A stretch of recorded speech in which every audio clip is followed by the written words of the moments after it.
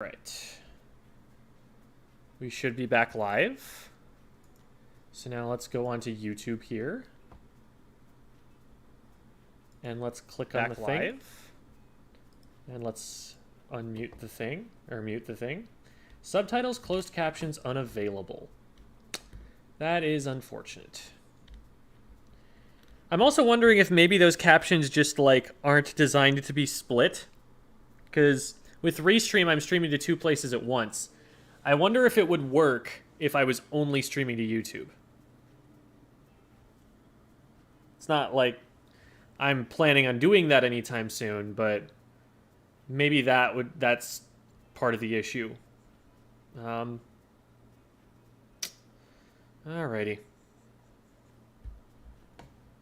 Now I know how your inkling looks. Oh, I see. Twitch captions are pretty delayed. Oh, interesting. I'm gonna create a double. Ooh, yeah, okay. I'm gonna create a little bit of an echo for a second, just so that I can test this myself. So apologies, but this is the only way that I'm going to be able to both hear what's happening on stream and see the captions and see the timing for it. So captions and see the timing for it. So captions and see the timing for it. So it's not too bad, because that's about as fast as it's working on. So here I can actually stream the window that I'm seeing myself, because there's a little bit of like, how do I explain it? There's a little bit of like figuring out that it needs to do. You can see that the words at the end of the sentence are changing here and there, so that they're seeing like, oh, wait a minute, like right there with the word there, it didn't know which there I was using, and then it used the context of the rest of the sentence to figure it out. The context of the rest of the sentence. Yeah, so it's not perfect for sure, but it's definitely better than nothing, I would say. And I'm sure that anybody who is hard of hearing or hearing impaired is probably used to figuring out from context and everything what these kinds of mistakes actually mean. Yeah, I didn't know Yasso was a word. Apparently, it's not a word now. It must have heard you guys making fun of it and decided that it didn't like that.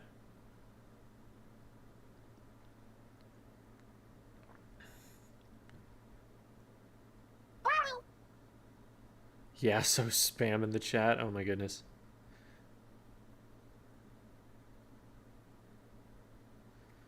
All right. So, partial success. I'm trying to think about what my next step is, figuring out what to fix to get it to work on YouTube. Like, maybe I just like go in and Google some internet forum or something.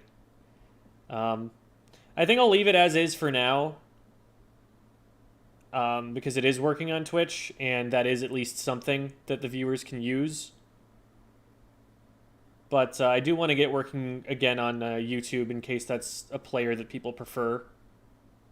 Especially since the majority of people who watch my streams these days do actually watch on YouTube. So that's probably what I would prefer to work.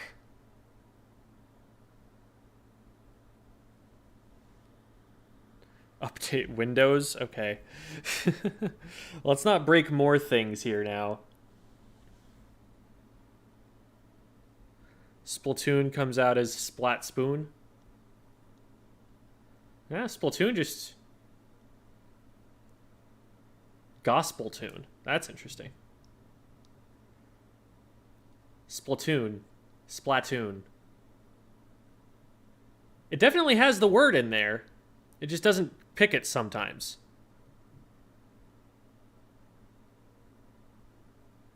Splattershot. E-liter. Hydrosplatling. Wait, those are... Wow. Okay. Some of these I'm actually really impressed that it's getting. Splashomatic. Sploosh-o-matic. That one was pretty close. It didn't get the word one.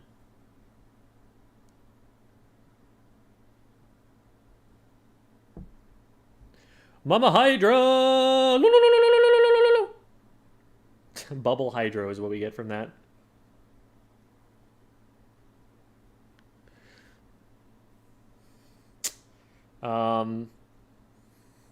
Let's see. Trizuka. It does not know what to do with that one. It disagrees with me. It said, I know what to do with that one. Zipcaster, GooTuber, Bloblobber. It found Bloblobber! Look at that! Well, and then I changed it to Love Lover. But then it changed it back. Ooh. Yeah, some of these are definitely very inaccurate.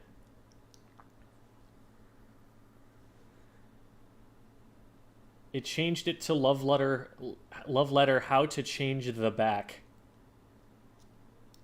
That's a little rough.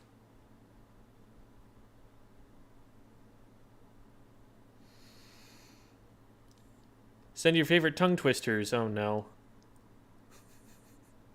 She sells seashells by the seashore. She sells seashells by the seashore.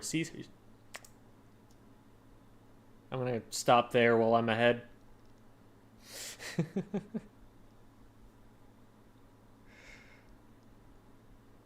Reef Slider. How good do you think Reef Slider would be if it could climb up walls? I don't think that fixes its problems for it. That'd be kind of neat.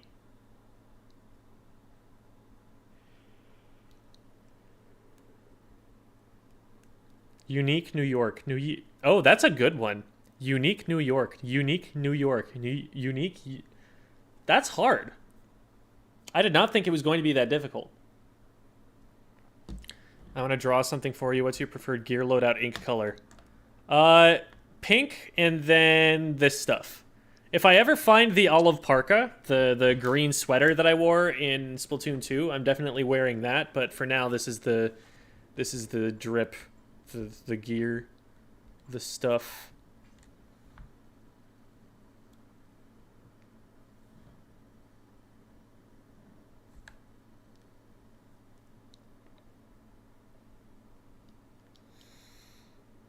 Do a non-English name. Kazuaki. I knew that one.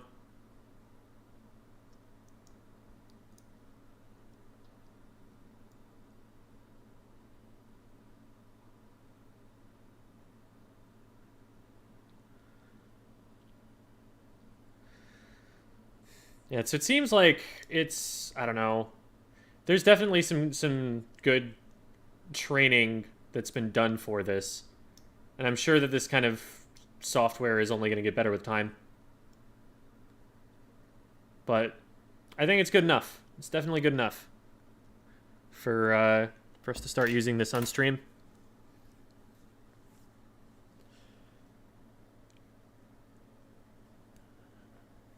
Okay.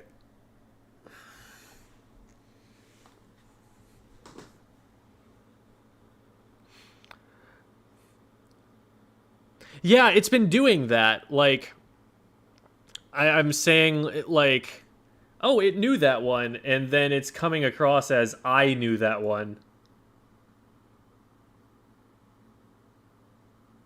Yeah, there it is again. It did that same thing with that last caption. It's listening to me.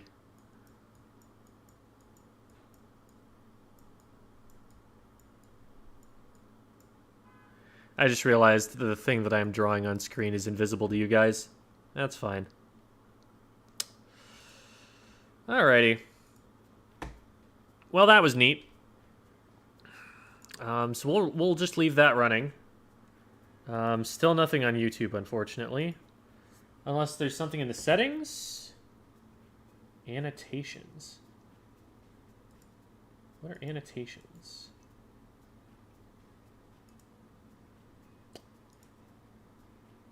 Is that something I can... That's a feature I actually don't really know what I'm looking at. Let's just Google that really quick while we're at it. YouTube annotations stream.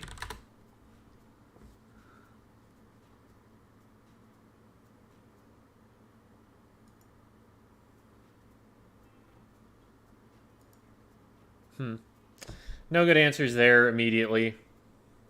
I think I'll skip out of that and skedaddle back to, I don't know. Do I feel like I'll play a few games or something? The people showed up, right? Some of them anyway.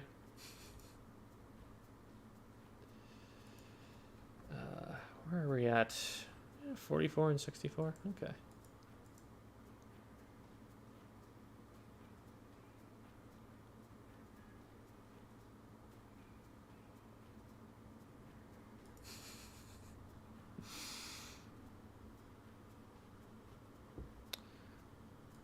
Okay. Reaction to the rocket out of bounds. Oh, that was pretty beautiful. You gotta love speedrunners. They will make your game look silly and make you enjoy that it's silly. By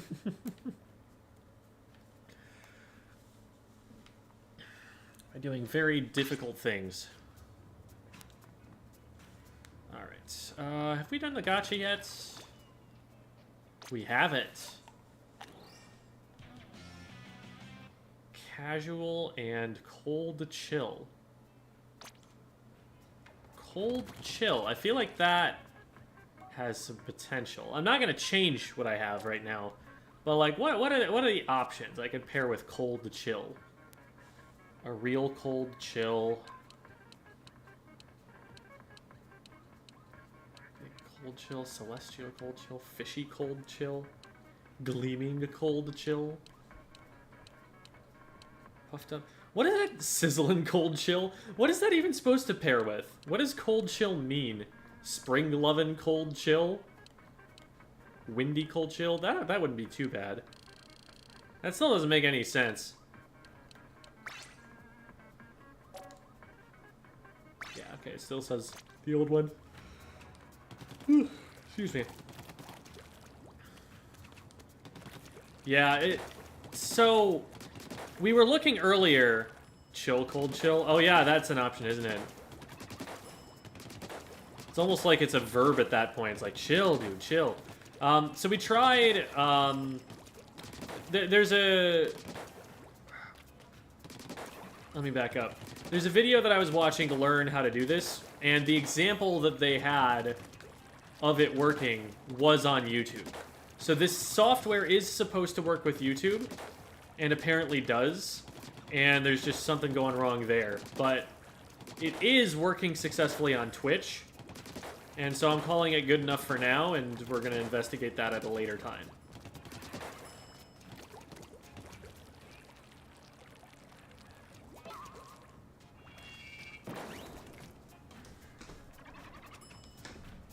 I have the olive ski jacket. It's olive parka. It's just a sweater.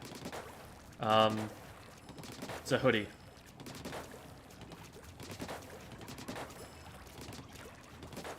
Yeah, it's like, my thinking is, while I would like to have it working on both Twitch and YouTube, at the very least it's working somewhere, and so while I would like for people to be able to use the player they want, if they do need the closed captioning, there is at least an option available. So it's a start. And I think I'll leave it there for now before I break anything else. And go and do some research on my own about it.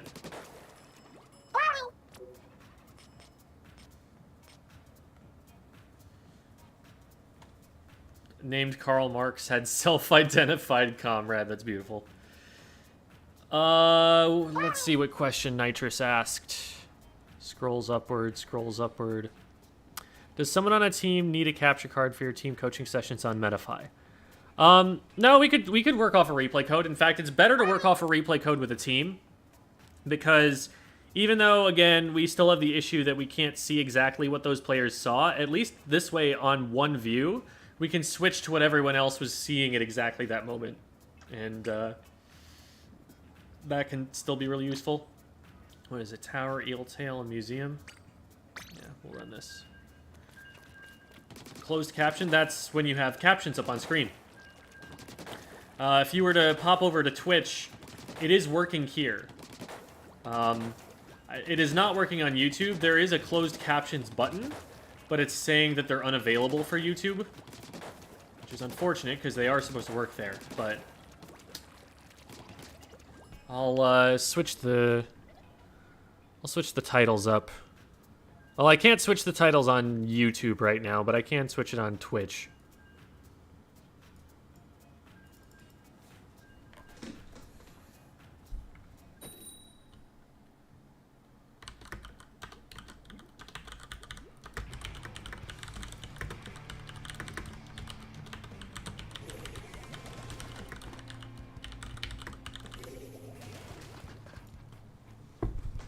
Okay.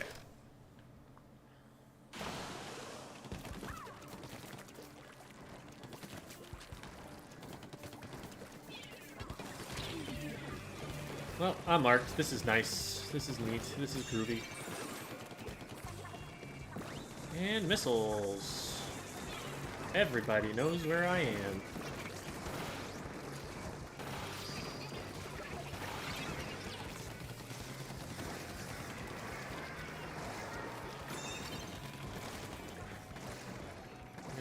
Oh. I was gonna hop across from the tower, then realize that's not really a thing that I need to do or want to do. Also, that's Heka on the Hydra there.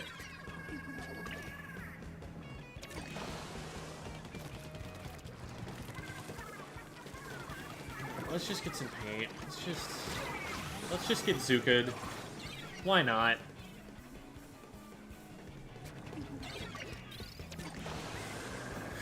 Okay, time to knock on the front door here.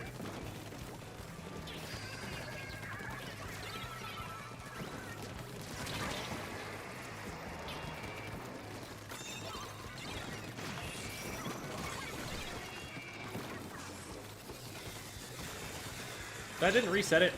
Oh, whatever. Go away. Oh, come on.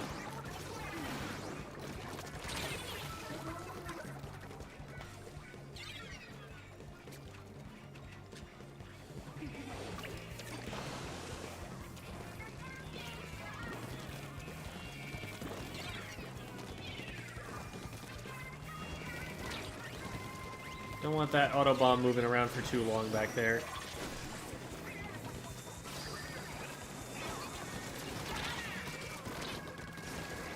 This is bad. Yeah. They've got both options covered, and we're just not winning any fights on any side of the tower. Is that Reborn I saw on the other team? Oh, cool. They're up there now. That's fantastic.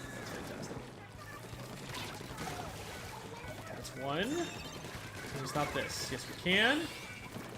Okay, that's a wipe. That is Reborn. Okay. What is Reborn playing? Nice, cool, groovy.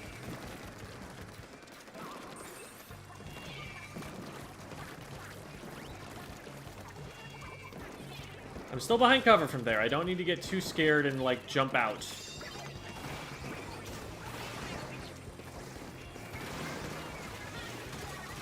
Reborn is not the Tetris, and Reborn is not the shot. I would guess the Flingza at this point.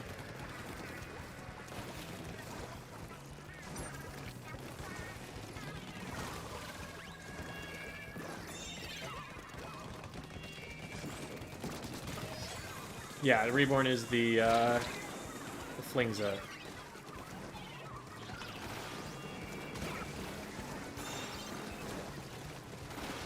And that is confirmed.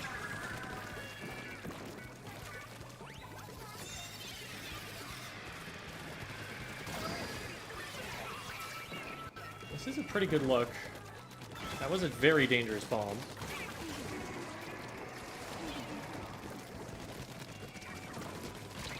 I can hit them, but I cannot splat them in time.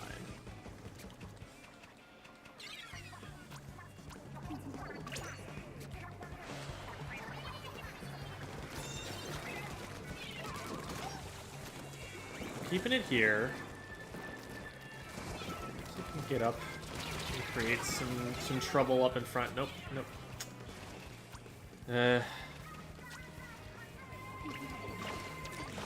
We are having a lot of trouble with the front lining aspect of this. Like, someone needs to be riding tower, of course, but it's seeming like it needs to be not me.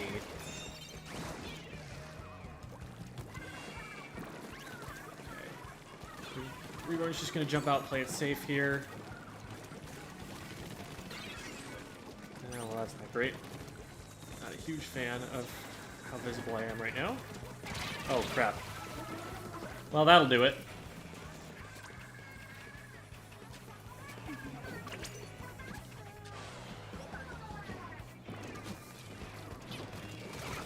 We need tower in seconds.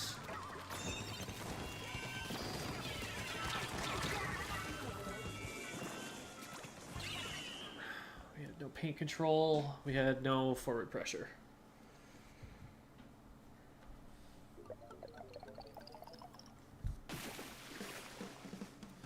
Well, GG's to Heka and to Reborn.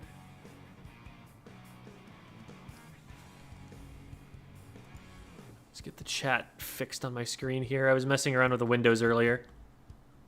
Quick try Zuka question. Often find myself firing a second shot at someone before the first shot hits them, leading to a wasted second shot. You suggest more planning with the 3 shots. The problem is latency. You should get instant feedback that the shot connected, but a lot of the time you just don't. And so you feel like, oh, that missed, so I need to fire a second shot before they get back, before they leave range. So that's a problem I've encountered myself, and I'm not really sure what the solution is right now, like what people would suggest to do. Personally, I don't mind firing a second shot if it is gonna get me the splat. Because then, you know, you're getting one for sure with your special. And if you get a second one with the third shot, that's gravy.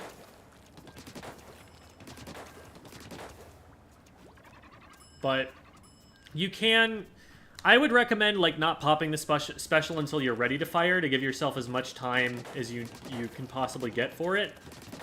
And then if you do have the luxury of being able to wait for a hit confirm, then you can wait for a hit confirm.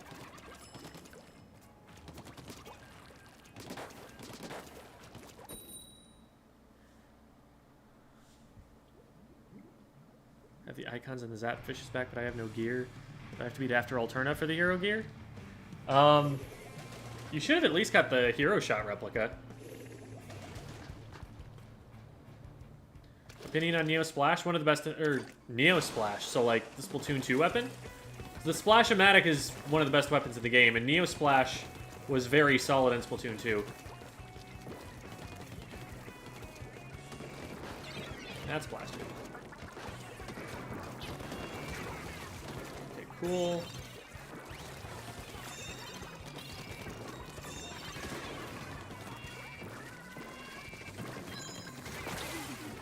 Okay, now that we've got that cleared, this should be safe to hold.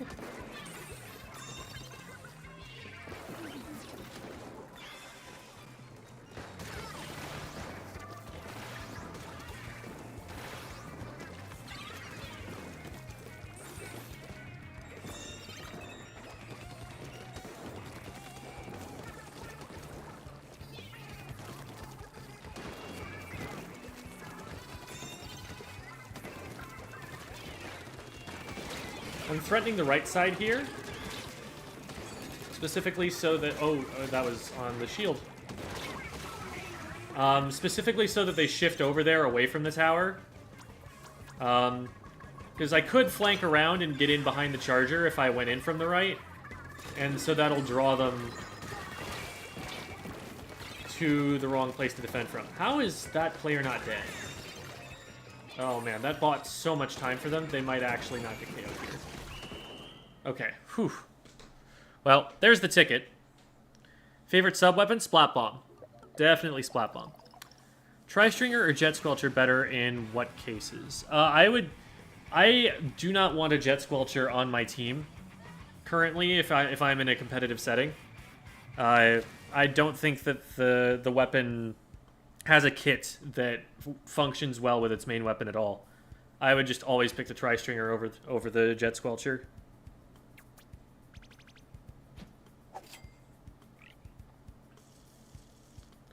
But again, that's on a competitive team. Like, if you like the weapon, I'm sure it will get a kit that works better later on. So, I mean, definitely, you know, play it and get used to it. And then when another kit comes out, you'll be ready to go, you know? I think it's hard to give that weapon a worse kit than it currently has. I guess it could have, like, Hammer or something, but, you know, the special is situationally useful. But Angle Shooter is just not doing anything for it, and the special that it has is one that is designed to be on the front lines on a weapon that does not want to be there, basically ever. Okay, where did that put me? Oh, that put me 34 points away from ranking up. I see, I see. Well...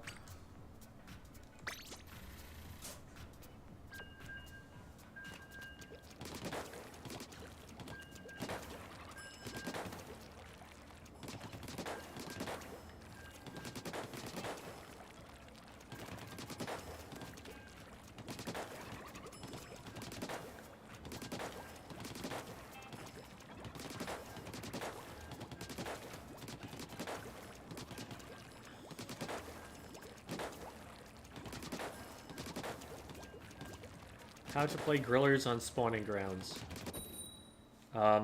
Just find a ledge, drop off, jump on again, keep it going back and forth in circles, and then shoot it.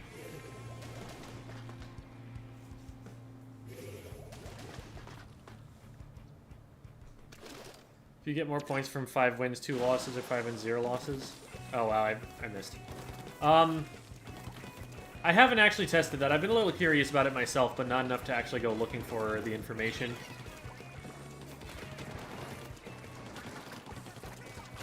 Okay. We can trade if you want.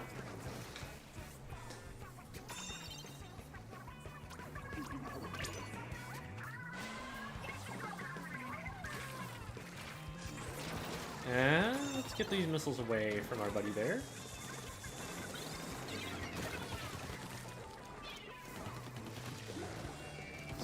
Try the Zon Tower there. Ooh, what? Oh, that's from over there.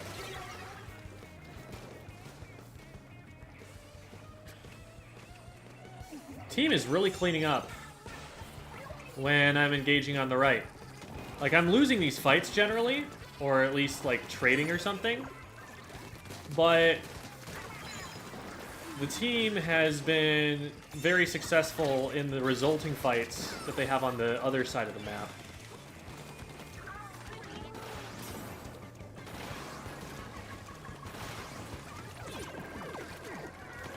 You.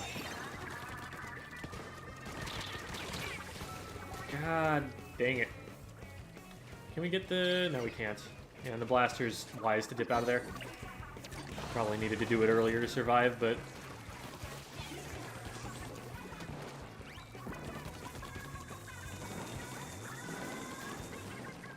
I'm worried that there is going to be someone in our base with how much paint there is there. Move your way out. Oh, that's a god thing. I'm just not going to challenge that.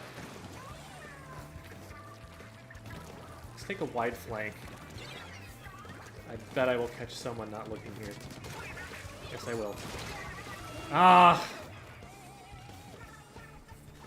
The shift to the tower.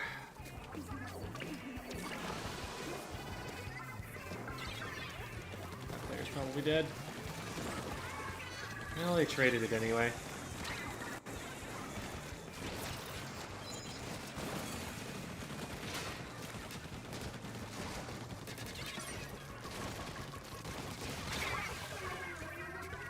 Can we stop the tower, please? I had 2 people looking backwards at me. Oh, no. Feels bad. They used all of their specials early, too. Like, the crab tank was the last one of them that was out. And I got that one to just turn backwards and look at me instead. Darn.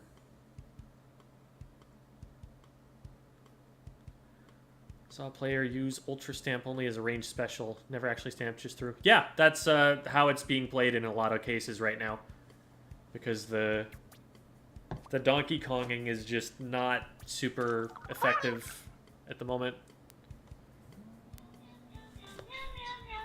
It is time for me to feed my cat. I shall return.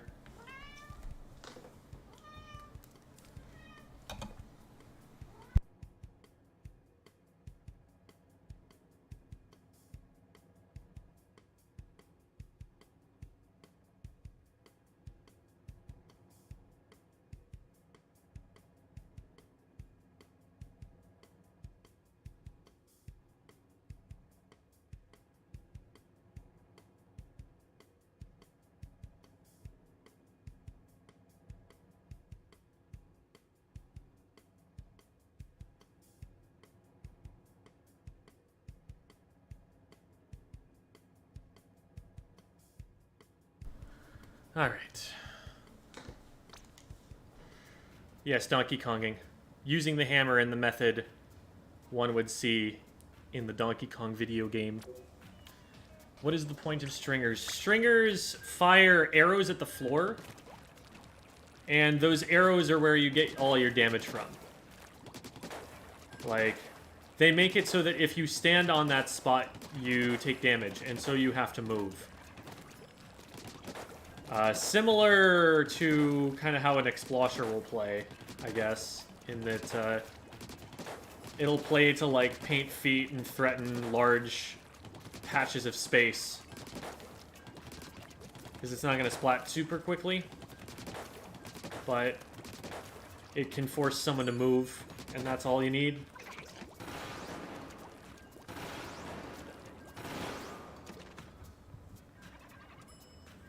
Good evening, cephalopods. Yes, hi.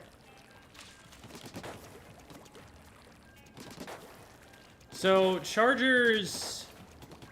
If a charger gets an open sightline against a stringer, yes, it should always win that fight. The thing is, the stringer can play from around cover and the charger can't. The charger is a line of sight weapon and the stringer can do damage up over ledges. That's its advantage. And that's why it has a niche in this game, because you need something that can counter a charger, and you can't do that using range. The charger is more of it than anything else.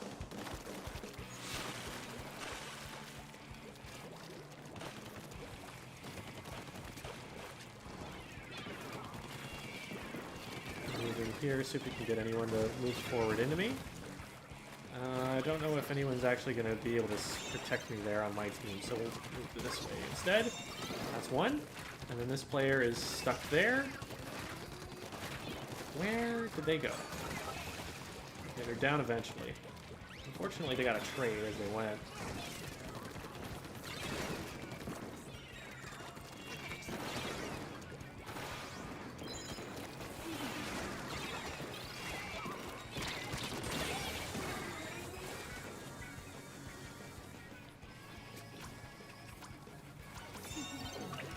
So that's the E-leader flanking on the left.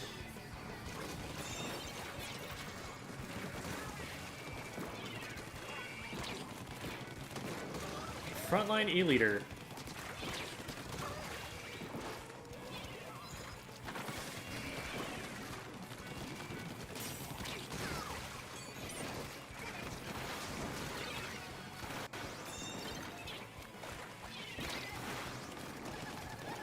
Ooh, and there's a raid!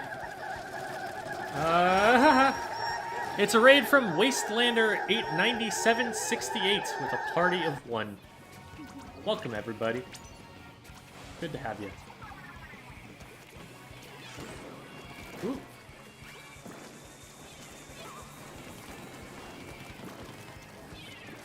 Ah! almost got him. Almost got him.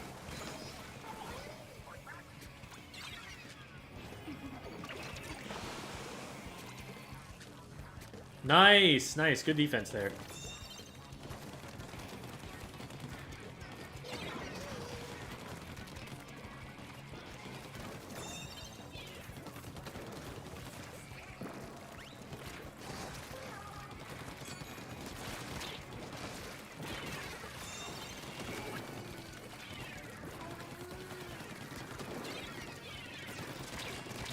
I'd probably die here. Aw, oh, man, and we didn't get anywhere. What happened on tower?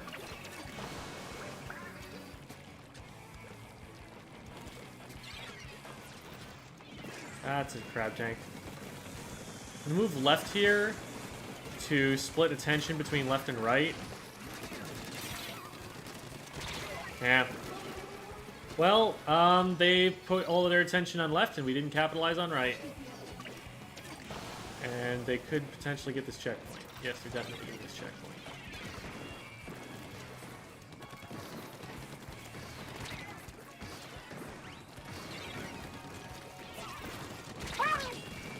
I hit those, but not in time. Unfortunately, they do have the range to hit.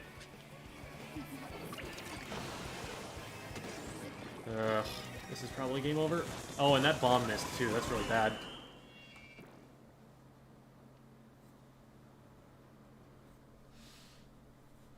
The bomb actually probably could have saved the game if it had landed on tower. At least for the time being. But sometimes it just do be like that.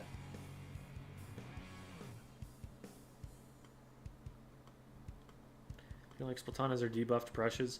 You can either play them like brushes, in which case the way that you'd play them, you might as well just play a roller, or you play them like custom dually sculptures, or sorry, just a dually sculptures, in which case you should play the dually sculptures. Like, I don't think there's a niche that it plays better than another weapon in the game. We all had positive KAs. How did we let that whole push come together?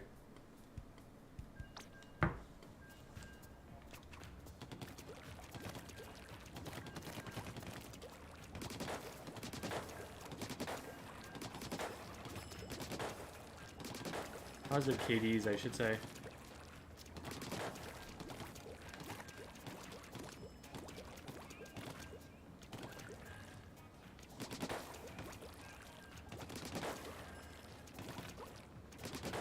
Yeah, if you're playing the Tri-Stringer just for one-shot potential, literally no reason not to just play a Charger.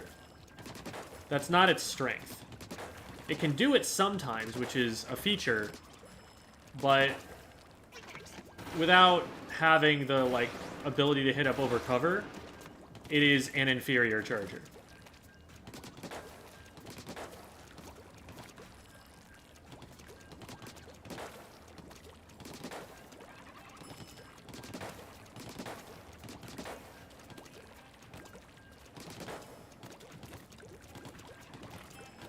Can do it, yeah.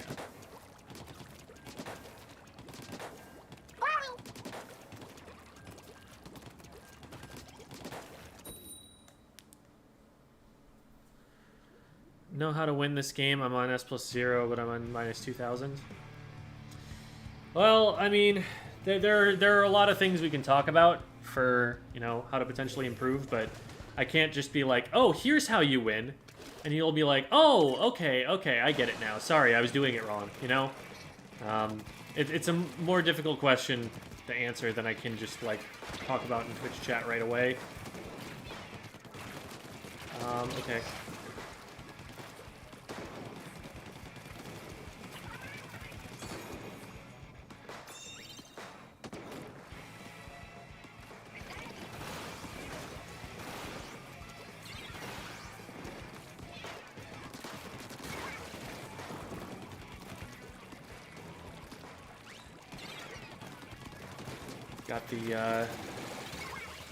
Got the Tacticooler up for some higher efficiency feeding.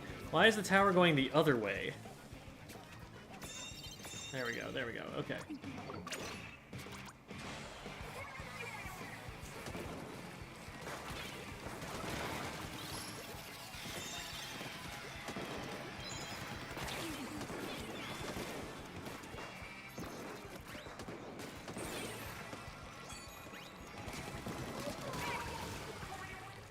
what they were expecting. They knew I was here.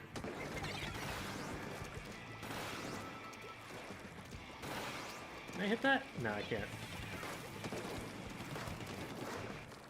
Oh my god, there's one person. There's one person in mid. Everybody else is on their plat. And the tower is not moving.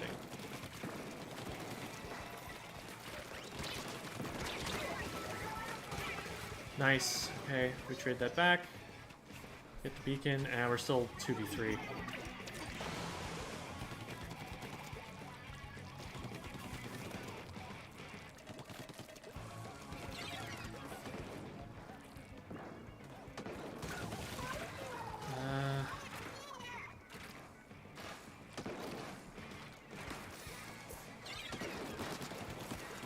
Well, I hit him twice. There we go.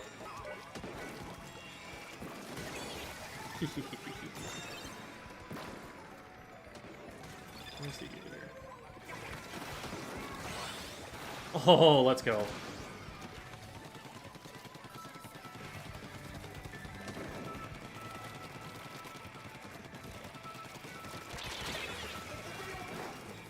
What? Where? There's a player down there. We're just not moving up to deal with it or anything.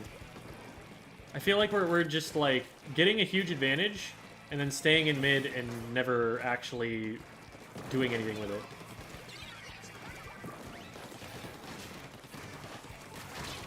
Yeah. Yep, out of it.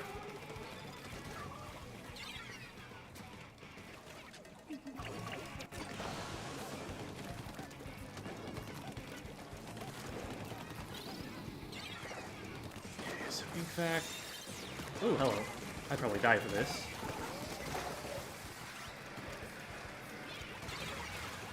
I definitely expect to die to a Luna Blaster in that situation. Like, they have a really big hitbox. Okay. They're like all down except for the dualies here. There we go. Now we've got some support up front. They're gonna hit that shot. I don't know if that reaches at all.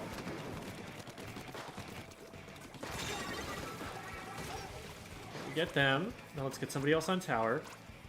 I'd really like maybe the bow to be up there, because I don't think they're hitting very close to what's important from where they're at. The E-leader can take top mid. That's a fine position for them. But I think we need the bow up on the plat with us to harass everybody who's defending from above. So that's really the only answer we have in that situation. Don't need to contest the E-leader. Oh man, now we need to contest the E-leader just to save our teammate. If they had rolled forward, they probably could have gotten me, but they did not.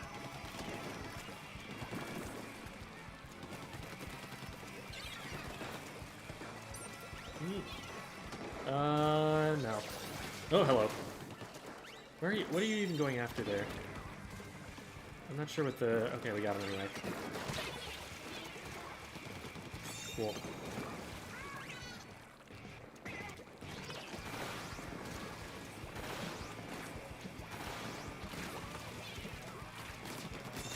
Yes, fight me instead of getting the tower, which you need in the next 3 seconds to be able to stay in the game.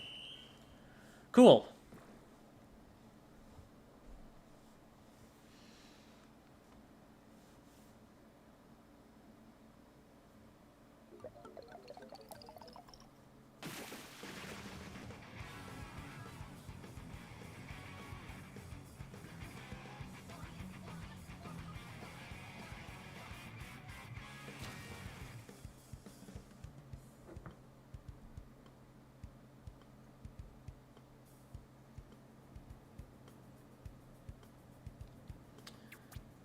Alright. Well, we've got a win on our ticket.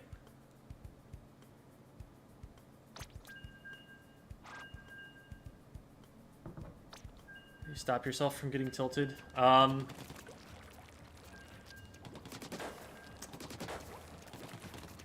So for me, it's part that I am very confident in my abilities at this rank. So I kind of feel like I know what's going wrong and feel like I have the agency to fix it a lot of the time.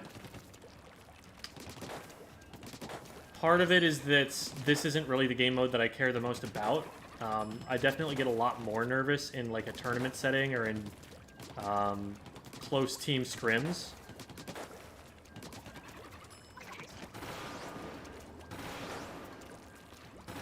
But to answer the question more effectively,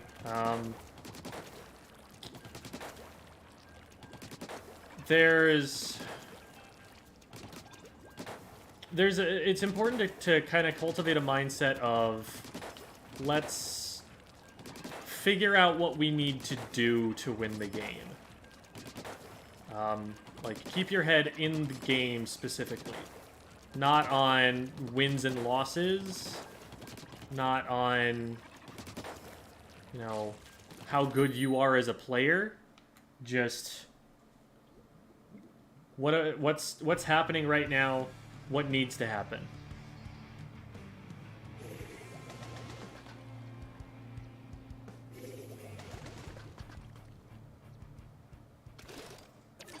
Fighting blasters.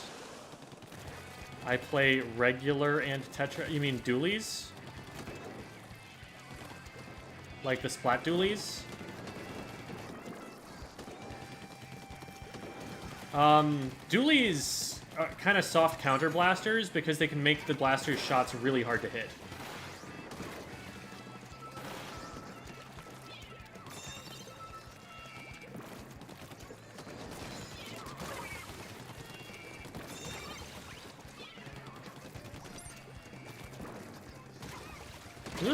Yeah, okay. Nice. Checkpoint is good. We probably shouldn't go much further than checkpoint until we have another advantage. I feel really unsafe on this jump, to be honest. Yeah. My team kept going for it, and I was like, okay, if you think it's safe, we'll go for this. It doesn't look safe to me, but maybe you can see better. But I should have trusted my own assessment, I think. So that was a 2v4 situation as far as I could tell.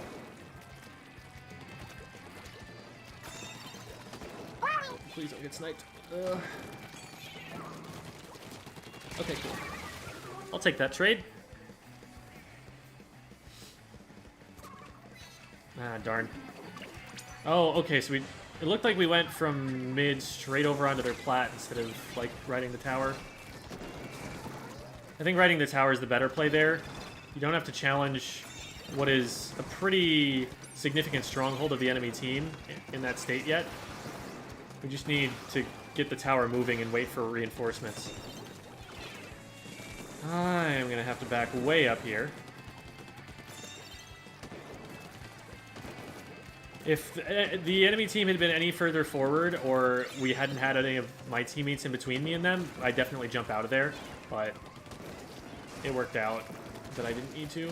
There's someone directly above me, I need to run away from that. Okay.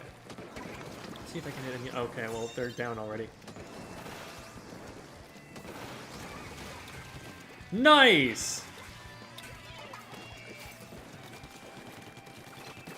Man, we've been hitting a lot of those today.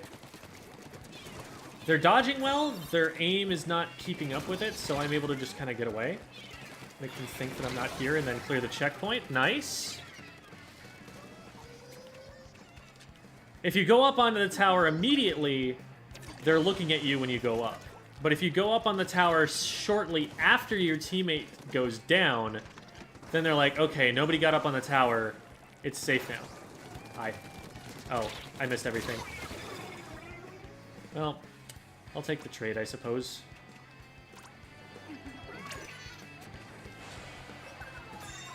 Tips for a Dynamo main. Man. I feel bad for Dynamo mains. Like, the kit that they have right now doesn't synergize well with the weapon. It could definitely be a better weapon, but right now it's having a lot of trouble. Just throw that right there and then back up.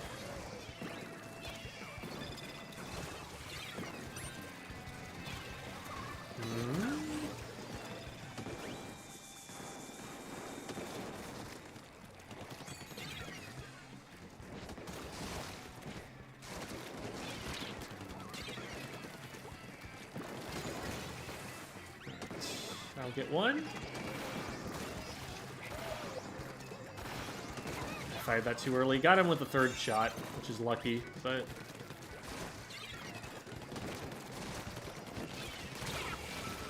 Man, I hit 2 people twice. That feels bad. Please don't stay on. Oh, no. We did not have control of the area in front of there yet.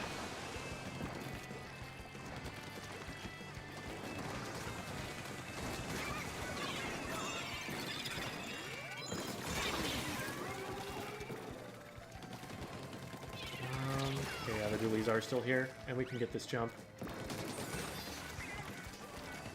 That was weird. It looked like the bomb got them, but I hit 3 shots before it did.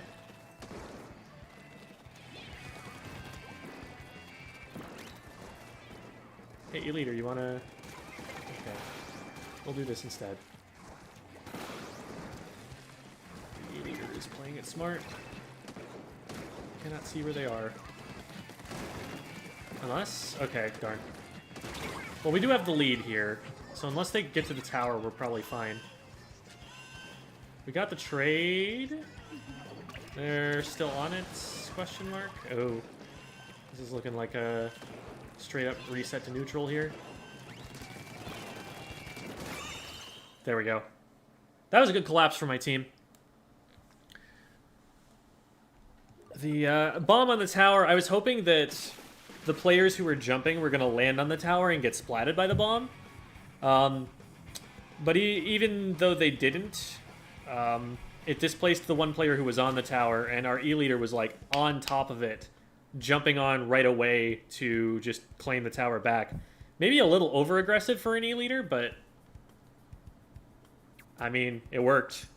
The other players weren't jumped in to have an impact yet.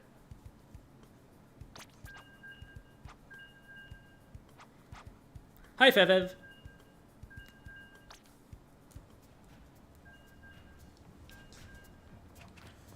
Playing Undercover Umbrella is like playing Bowser and Melee.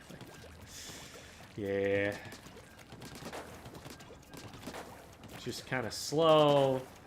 Just doesn't do the damage that you're hoping it will.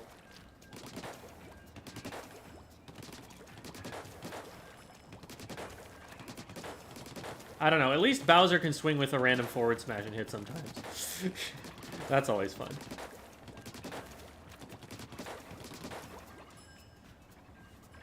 What is your ideal ranked map from any of the Splatoon? Oh, any of the 3 Splatoon games? Museum is up there, honestly. I think the Reef is probably my favorite.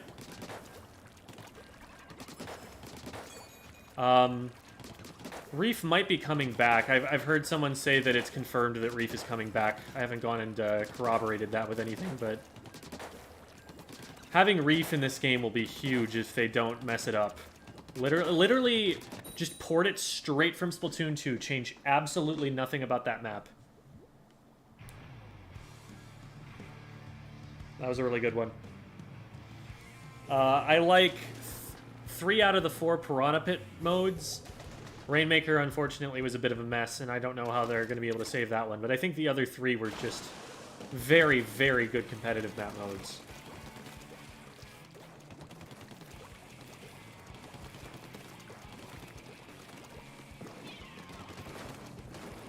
I think my favorite map mode of all time was probably Tower Control Piranha Pit.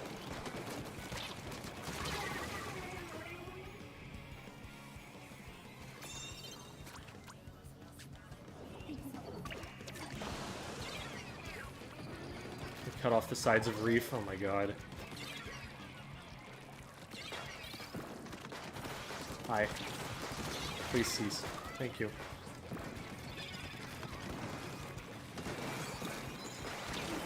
Okay.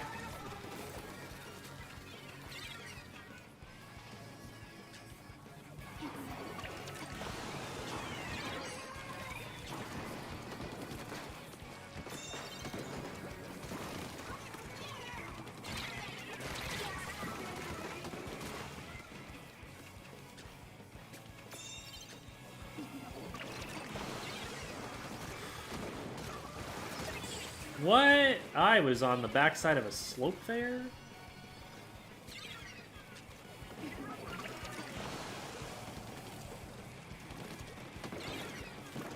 I don't know if I have time. Yeah, I did not have time.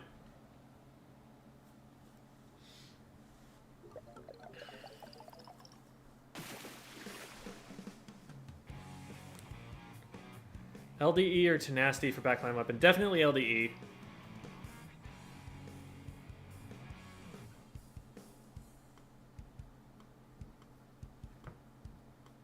Tenacity is very situational. LDE is kind of not. Sigh. So we get even closer to being able to rank up. But we don't actually get there. Man.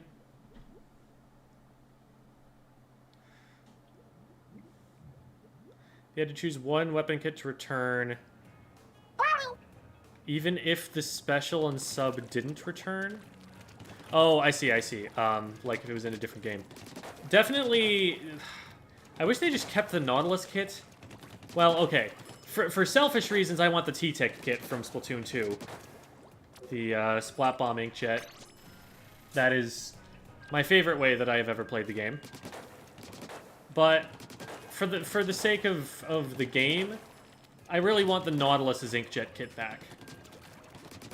The bomb it had is good. They can, you know, put whatever else they want on it, probably, but Nautilus with Inkjet is just it's such a cool weapon.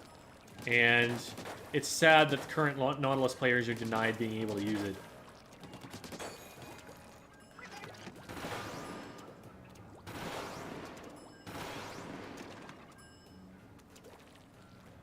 When do you want to use Respawn Punisher over Ninja Squid? When you're like an E-leader. That's about it.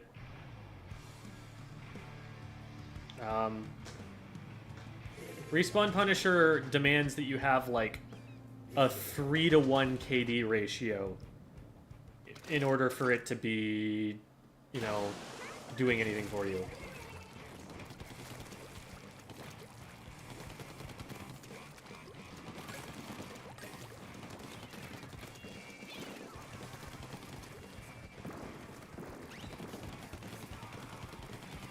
The only way that you're going to get that is by, like, literally not engaging the enemy team. Which is what an E-leader does. And that's just about the only weapon that can really get away with that. I guess you could say, like, Reflex, but a Reflex isn't going to get kills either. I thought there was someone back there with me.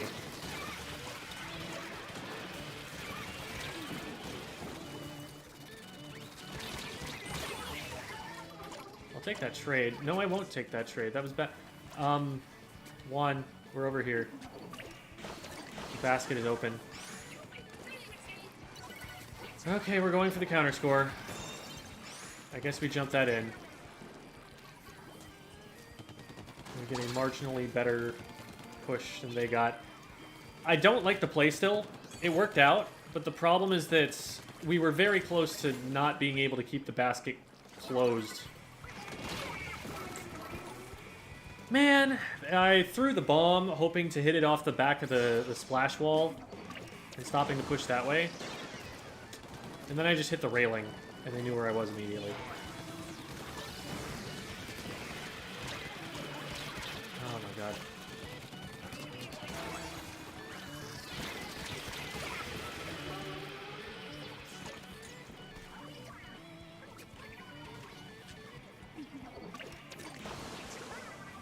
A lot of this ways, which is odd because they're all on top of each other.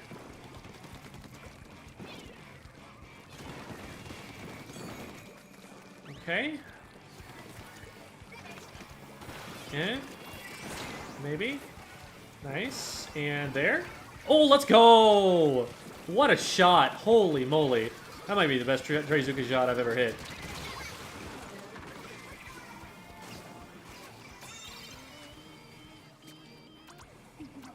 How are we in the lead? How is this strategy for pushing winning?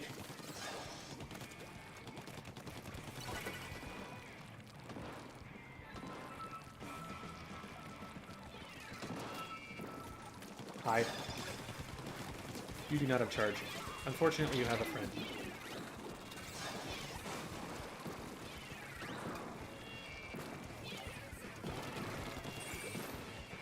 When I'm marked like that, I should be checking their specials just to make sure that there isn't something that's just going to immediately target me.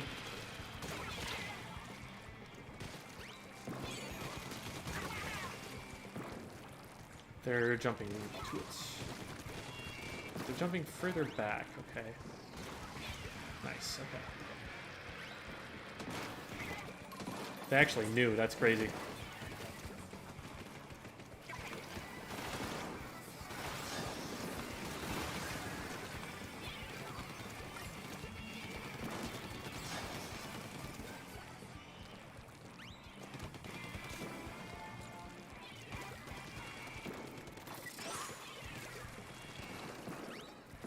Okay, we do have a plan made.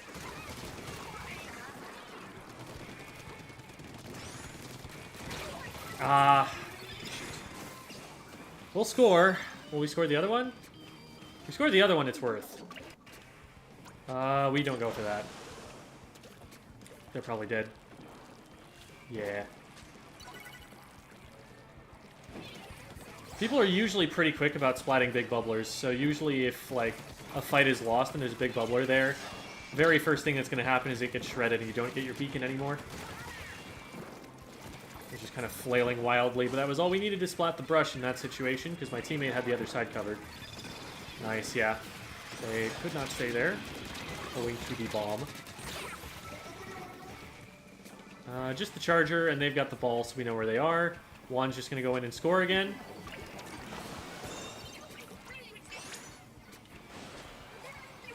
I gotta say, for as ballsy as these pushes are, they are working.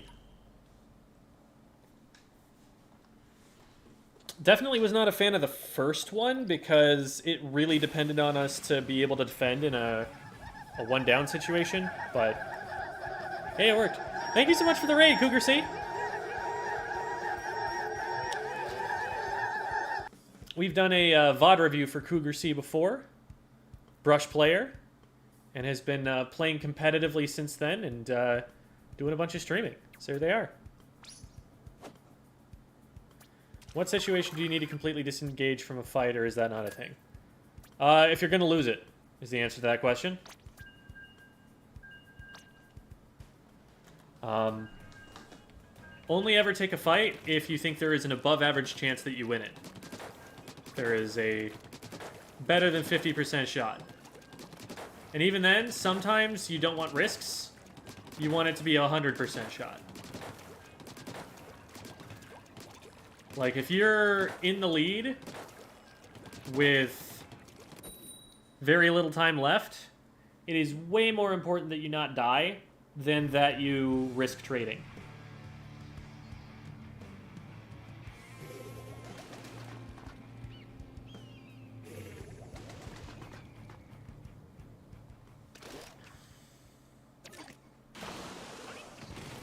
Substrafe with a charged shot from a charger?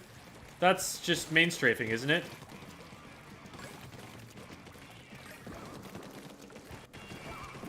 Oop. There's that bomb again. That bomb I keep throwing into that wall. Oh, there's someone trapped down here, isn't there? Unfortunately, I did not cut him off at the right angle. Nice. Nice. I threw one at you. There you go. Okay. Well, that was two very well-placed shots that I am definitely proud of.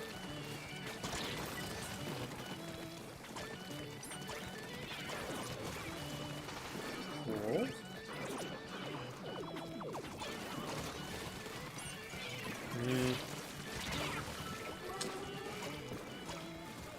The missed shots until you run out of ink combo. It's a particular favorite of mine.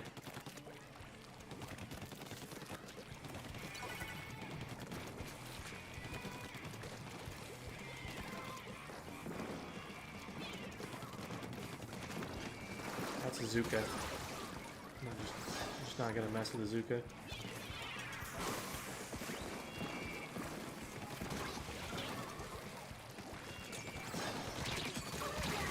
Ooh, we did not hit enough shots on that player.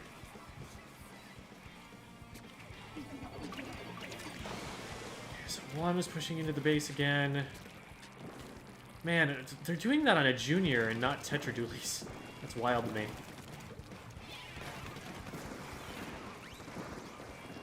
Some real battle junior stuff.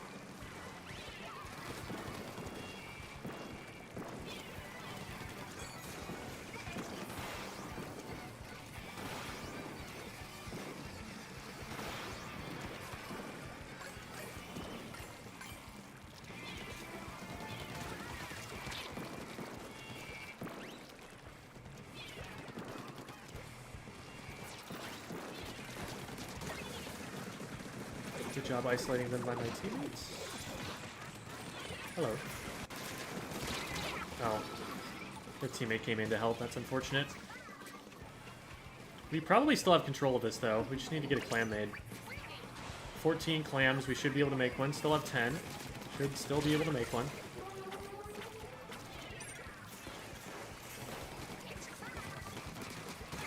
I was shooting a little bit too long there, but we made it work. How do we not have power clam made yet?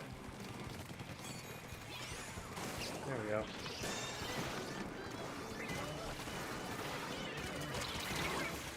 Oh, that didn't hit. Shoot, now we're just gonna get flanked.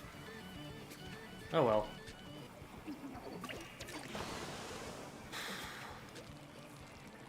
It took us a really long time to make a power clam there.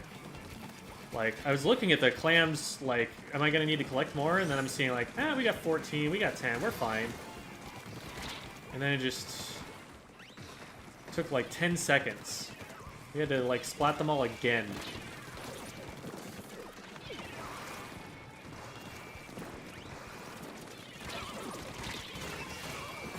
Thankfully, that was an arrow spray. Any other weapon in the game kills me there.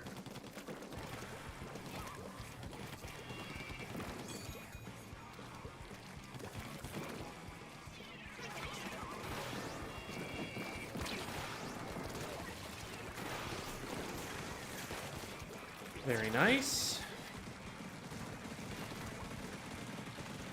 Goodbye.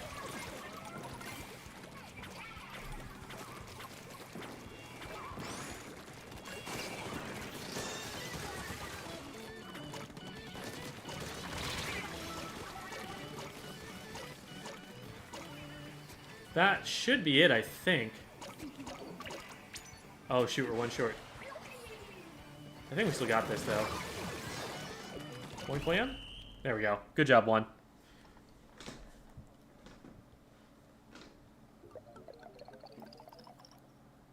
The clam blitz, like, basket music. I think it's meant to be kind of jarring. It's meant to be, like, very different from what you would hear elsewhere so that it gets your attention.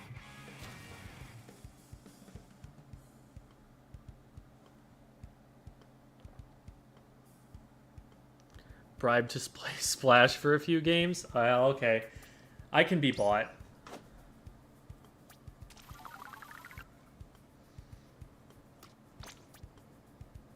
Overwatch 2 is mid. This is the zeitgeist we need to capitalize on, guys. Overwatch players are flocking away from that game. We need to bring them to ours. I'm gonna get some water really quick, but then I'll probably just run with the same gear.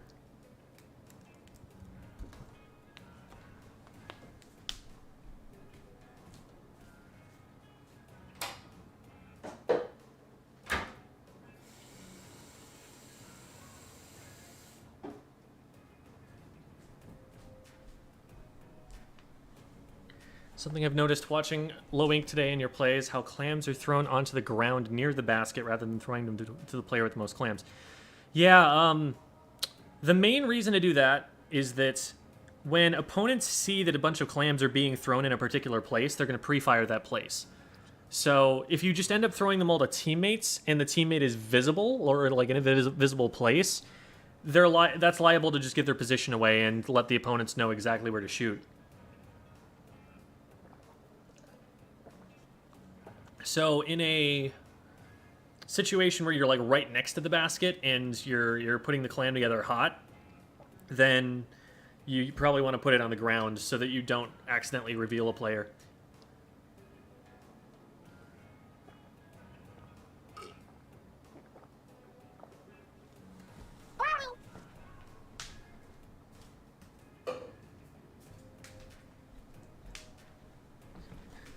L3 in a tournament.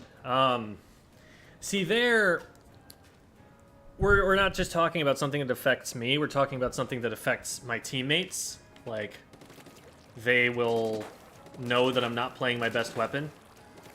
So that's something that I would have to talk to them about before I would be willing to do something like that. So I don't want to be, you know, wasting their time playing a weapon that's just, you know, not my forte at all. Midline support weapon.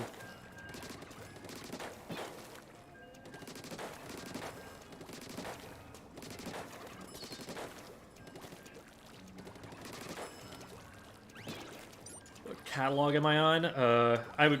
I would check, but I can't get the menu open right now.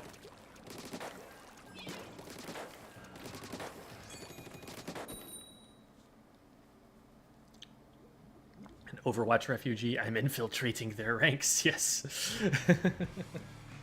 What about recruiting an L3 player to your team? Oh boy. We'll see about it. I mean, I'd be happy to run with an L3 player if we could find one. I bet X-Ray could play L3.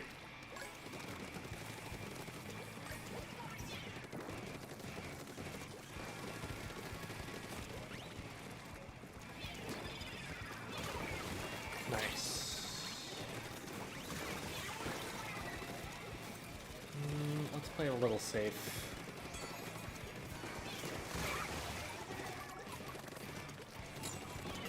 I have a crab ready. I just need to get somewhere where I can use it. Hello. Not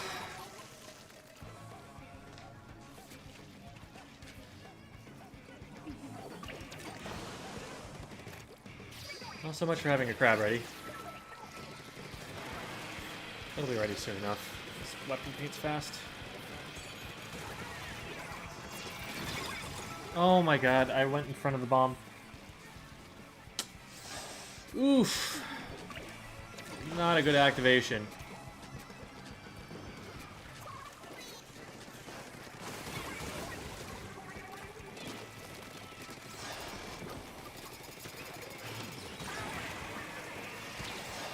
Someone will get through, but not everyone. Oh my god. They crossed me so hard. But, okay. 60 is not bad. 60 is a very livable push.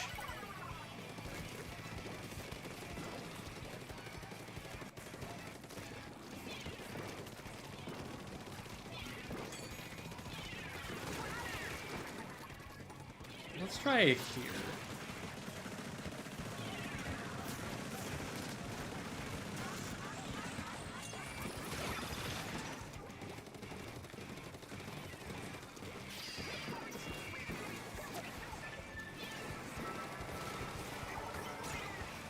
Nice.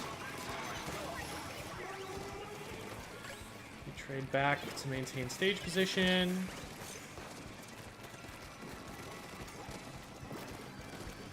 We can back up from that. Oh, man.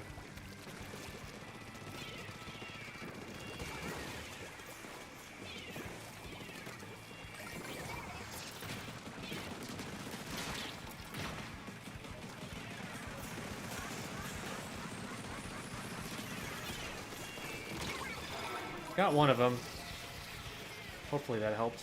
No, we're already backed up all the way to basket. That whole time I thought the Hydra was still up there above me. Bad awareness on my part.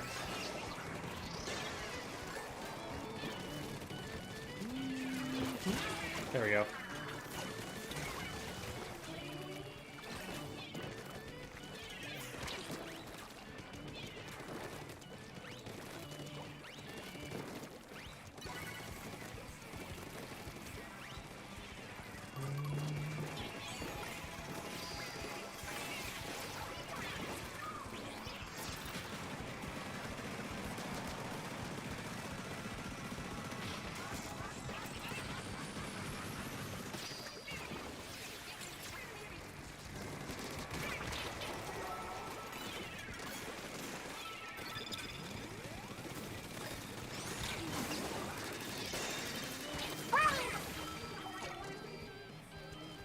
I don't think we get lead out of that. Unless I can get this pity clam in. Which would require someone to score right now. You'll wait? Oh, I was so close. Screw it, I'm going for it. This is a Hydra. We're gonna be okay.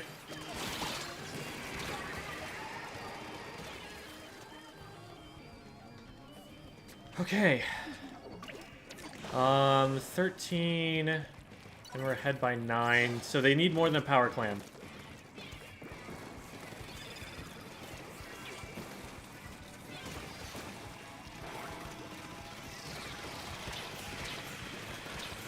Oh my goodness, there were so many things. And it just so happened that the fizzy bomb jumped down and to the right, straight after me. It's a homing fizzy, if you ask me.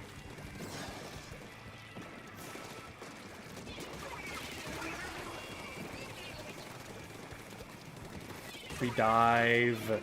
We dive.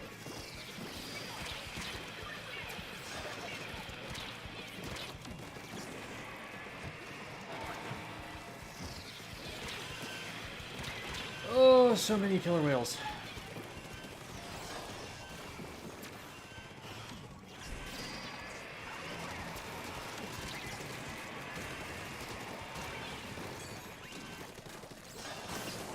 Oh, crap. No! They needed one clam and they got it. I don't think they get any more than that one clam. I already had shots on the machine. Rat. Close one.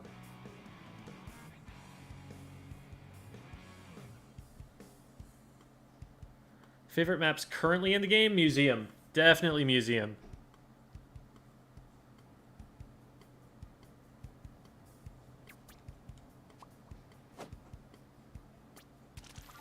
What do you think would be the meta crab weapon if Splash had Zipcaster like in the first trailer? L3.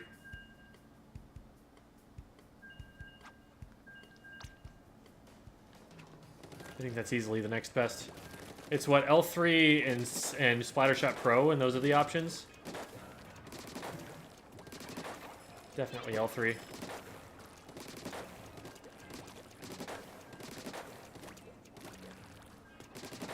Thinking of picking up Rapid Pro, do you know anything about it? So the niche that it had in Splatoon 2 was that it was a sort of pseudo backline that was played basically to counter things like E-liter.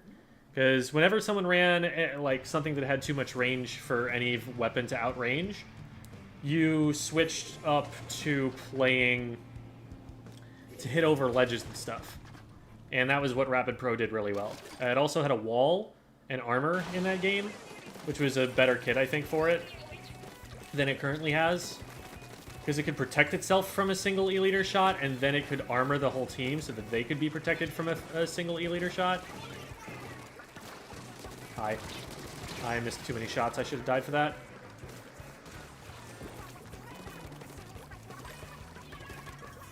Oh boy. Yeah, we good? Okay. Hi. Please go away. Thank you.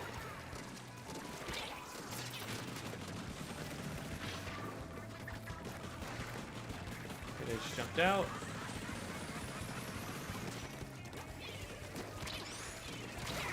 Just surviving there was worth popping the crab for. Unfortunately, we get nothing more out of this. Oh man, we just all died at the same time. Oh, hi.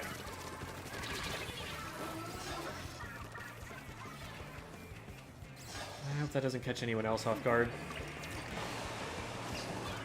Okay, we're not seeing what's developing here.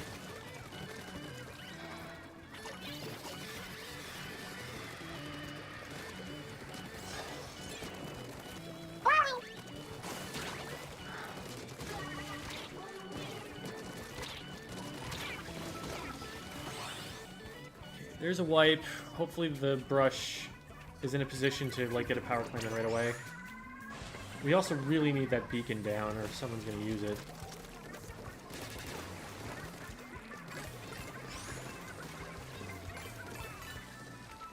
like this. I really don't.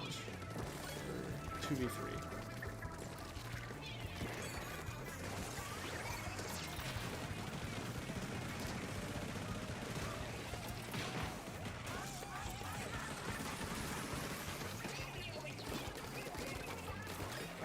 First bump was 2. There we go. Well, I guess we're doing this now.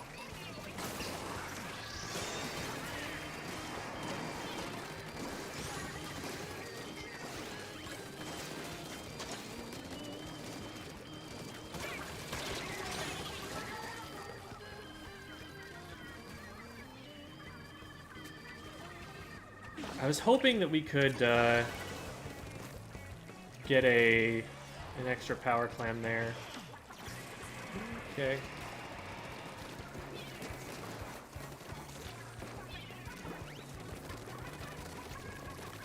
Just take a lead real quick.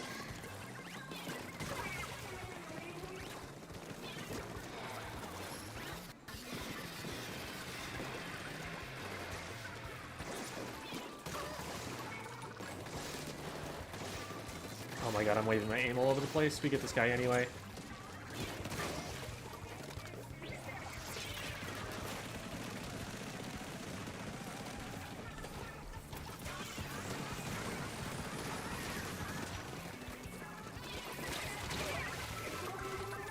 Oh, we both died to that? Shoot.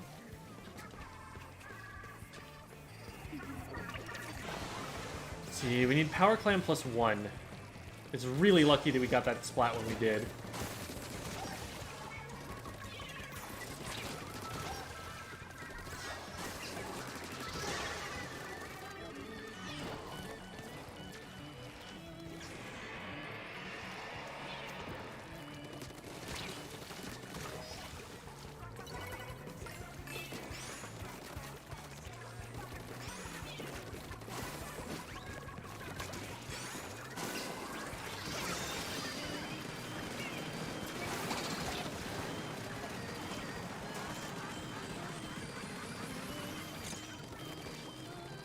There go all the clams.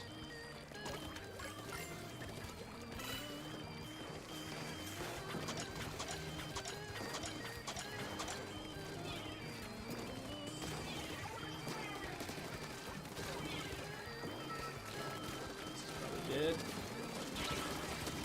I don't know why I went in for that. I could have just jumped out. I didn't need to let them wipe us.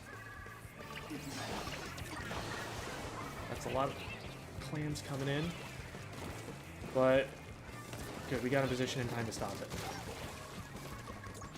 I was actually surprised they got the wipeout message there with how quickly we were coming in. They did not have a very large window to exploit.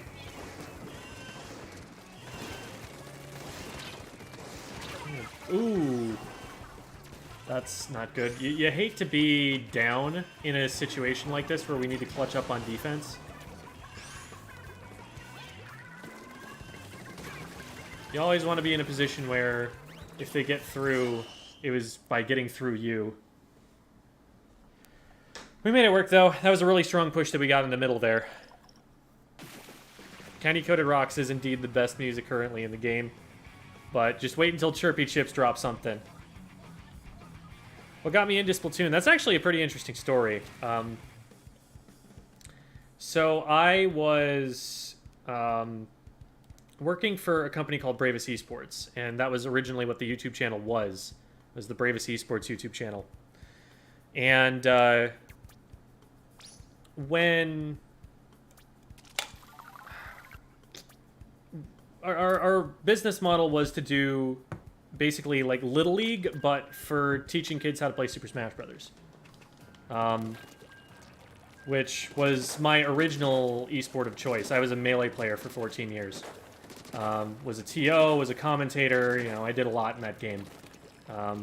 Was pretty influential, particularly in the state of Arizona. So, I got hired on the basis of being able to work with kids, because I was a teacher, and also being an expert in that competitive gaming scene. Well, we had switches that we were going to run everything on. We were doing stuff with Ultimate because Switch was the smallest and most portable of the consoles, so we could most easily move a bunch of them around. And so we were like, well, we've got Smash, obviously, but what else can we run on this? And so we got a bunch of games to just see, like, all right, we might want to coach these too, you know, so let's learn these as well. And so they gave us Mario Kart, ARMS, and Splatoon to get used to, just in case, you know, we ended up being able to make programs out of those too.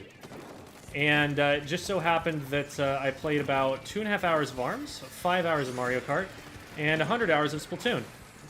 And I was like, wait, I think I like this Splatoon game. Yo, the fadeaway.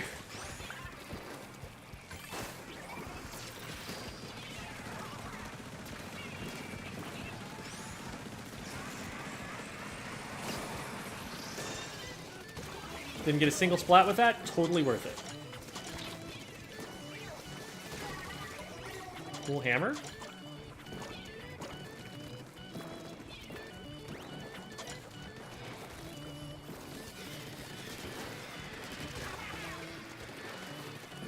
Okay, go throw those clams in before you die.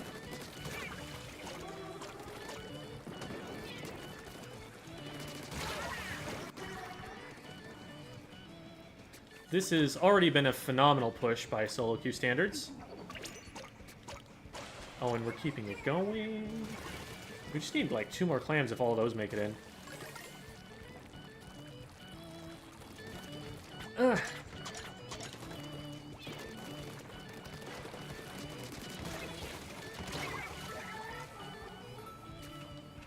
Well, this is a little crazy, but also that was just how strong of a position we were in.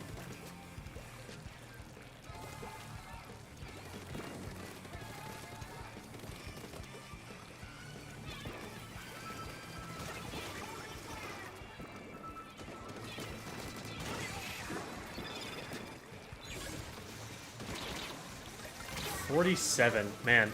That is very close to the maximum possible penalty.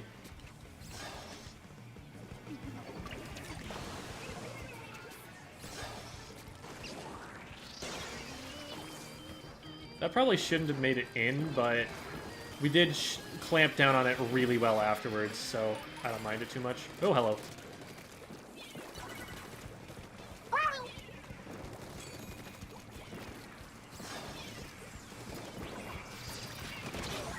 Ah, they headshot me. I shouldn't try to challenge those head-on. They're just going to line up their shot a little bit more carefully and actually hit me.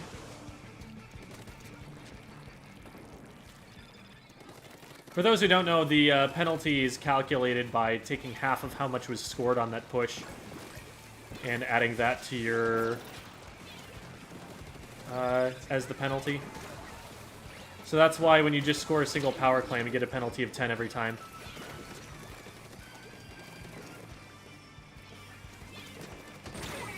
Ooh.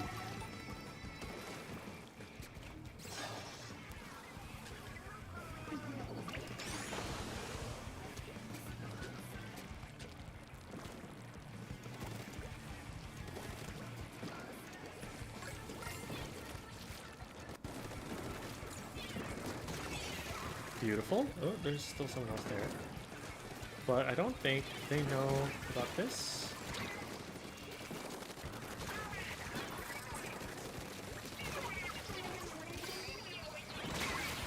Oh, I think I got hit by a bomb off... Oh, yeah, it was a bomb off of the crab tank. That was smartly played. I think we jump to this. This should be okay.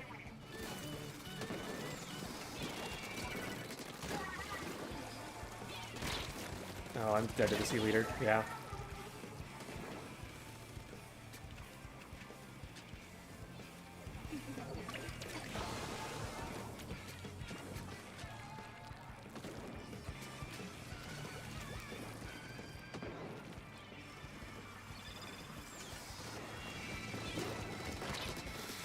Woo! That was a spooky one.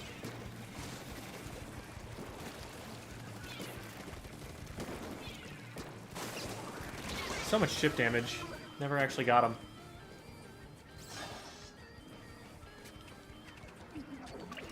Well, again, we kept into a single power clam.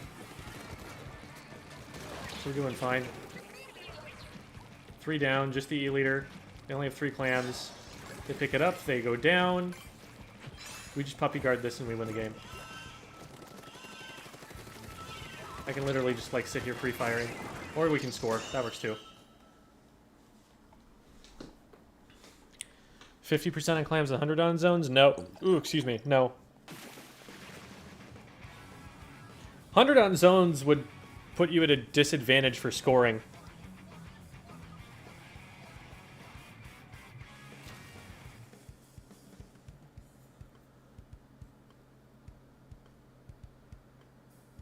How can you earn score penalties?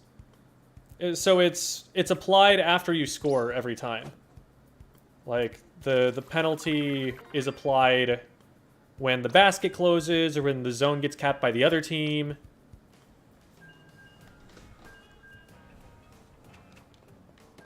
And it's kind of a comeback mechanic.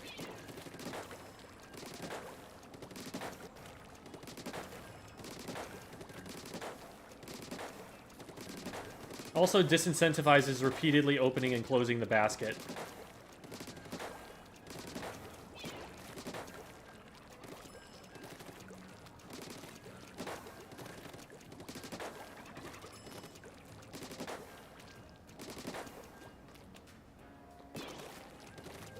I'm free of the splash contract? Okay.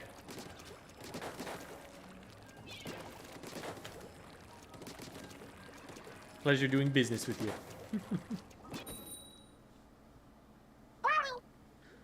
I don't think they need a penalty system for Rainmaker and TC. I think those modes are volatile enough. You don't have to stand in one place for a long time to score. You just have to keep moving.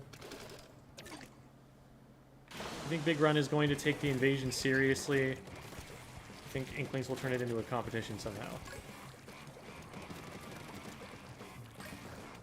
I mean, Grizzco has never taken human life seriously. Or cephalopod life, I guess.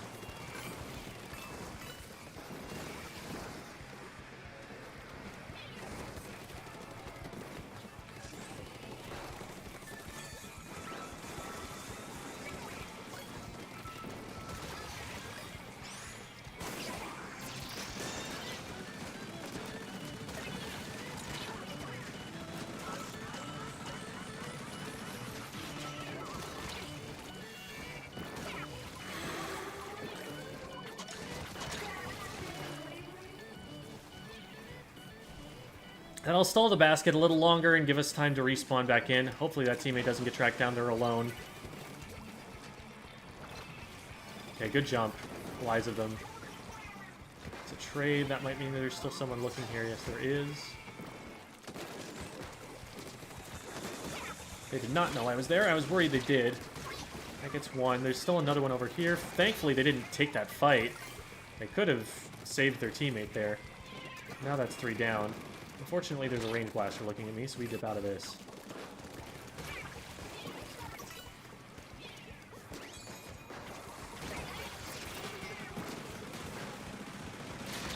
Oh. Yeah, it's too many members down on that push. We've got to regroup. I don't feel comfortable jumping into that. That's that Brush who's been taking really aggressive positions. It's easy to die jumping to someone who's playing that aggressively. Oh, crap. Well, there goes that opportunity completely. Surprised they didn't start pressuring me after that.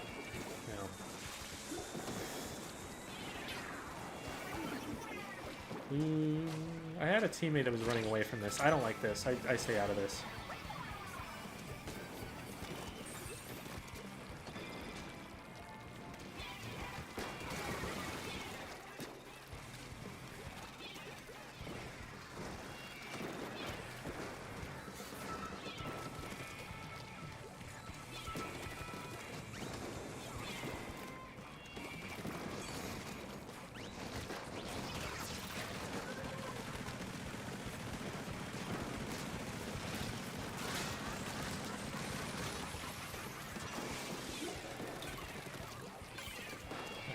down. We somehow didn't get marked out of all that.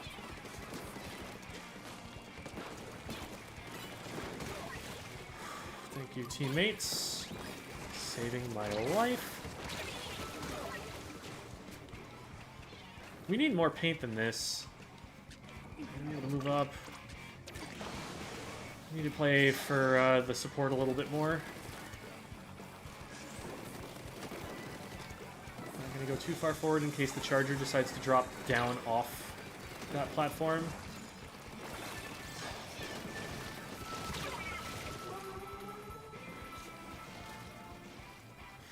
Oh my god, the Gorgas! Let's go! What a save!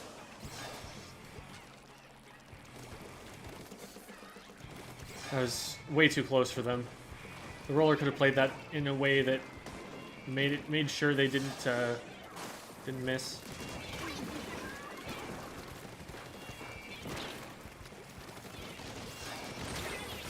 I almost got away with that, actually. I almost got the second pick. But we've got some good forward pressure now. All right. Ooh. I like the position we're in. That's 2 down. Got 15 clams. Just gonna paint way up. Let's grab it.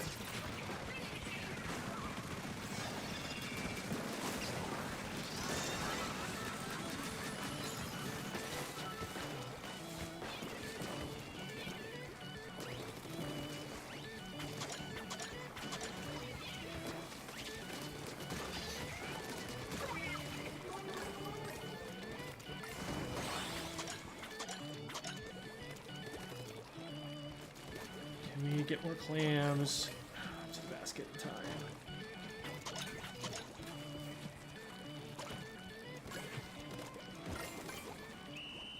Cool. Okay. That was a well-maintained push at the end. Got a little hairy in a couple places, but we did it. Tips on getting better with Crab Tank. Biggest thing with Crab Tank is just get an open sightline where there's no way they can flank you. As long as you have that, you're just like a Hydra and an Explo in one weapon, and you can do whatever you want.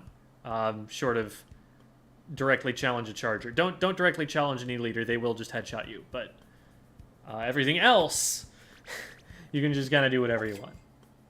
Okay, that is S plus 15. Took us long enough.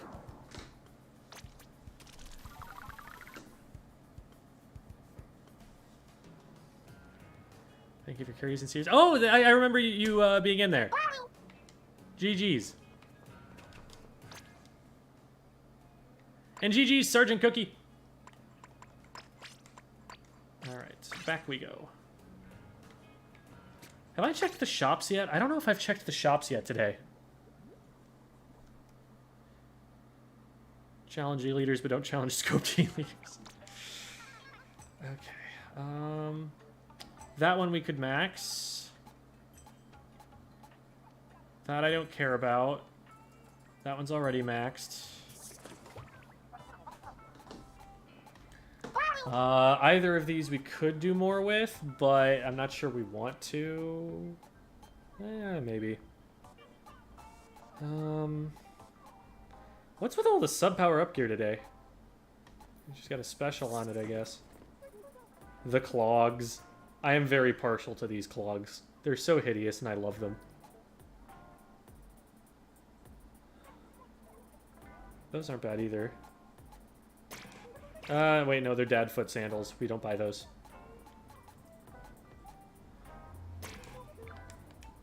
With shoes, am I really gonna use these? Probably not.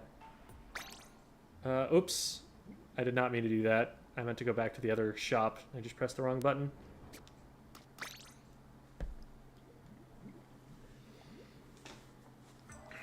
There are a bunch of other players like at my level that are currently at S plus 50. They're maxed out. At this point, I think it's just a matter of playing enough. I've not run into matches that have been have shown that I'm going to struggle getting the rest of the way. That is a good hoodie. I'll get that. Oh, but I've got it in Ninja Squid. I've got it in Ninja Squid. We definitely buff this one. There we go. I should be checking what these actually have. Because if I already have another version of it that has a different stuff on it... Alright, that's still just that. Whatever. We like these clogs. We'll wear these clogs.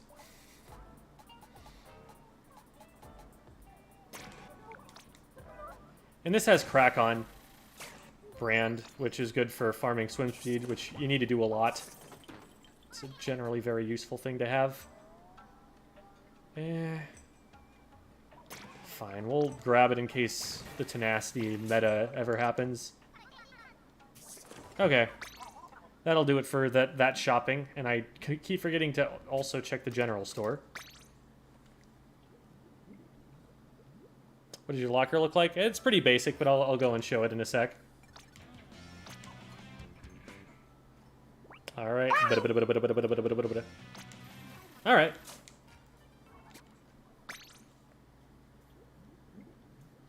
Mr. Coco's the best. Yeah, I really like his piece in Table Turf. Okay, so locker. Congrats on S+4. Yeah, I really like Table Turf. So here's my locker. So outside, and then inside. It's got the hollow sticker of all of those weapons sitting behind it in the locker.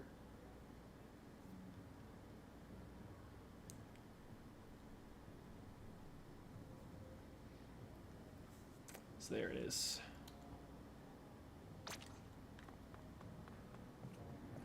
Display the clogs. Let's see, where would I put clogs?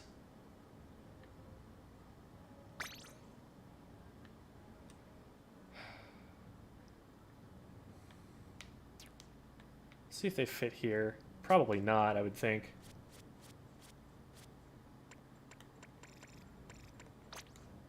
Oh, maybe?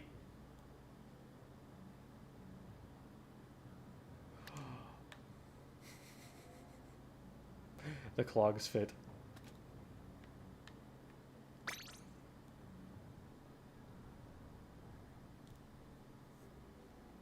Why is it zoomed in? How do I unzoom in?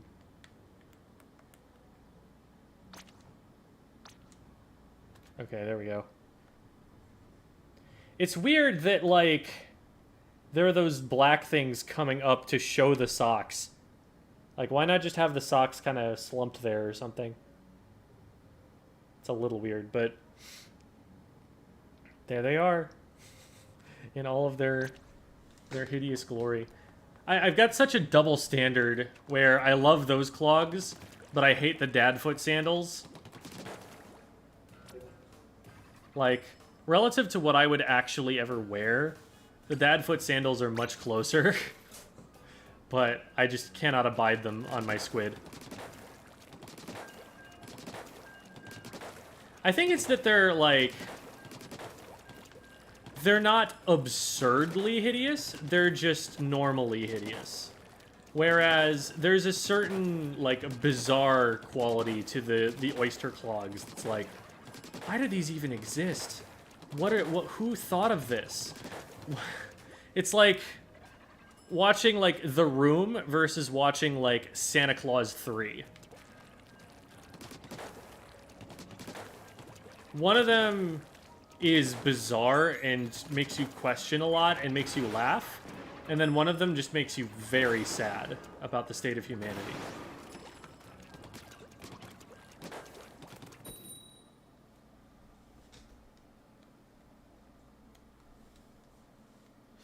They come in a bright pink. I don't like any of them.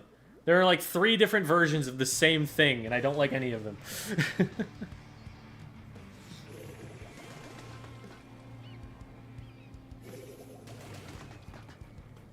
Santa Claus 3 isn't the best movie ever. That movie made me, like, physically ill. I watched it when I was a lot younger, So I don't know if I would share the same opinion that it's the absolute worst, but God, that was a soul-crushing experience.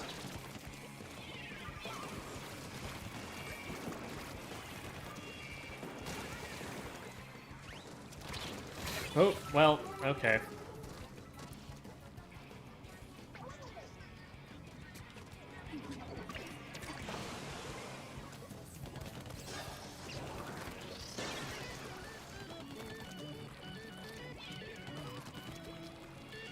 The Santa Claus should have stopped at one movie.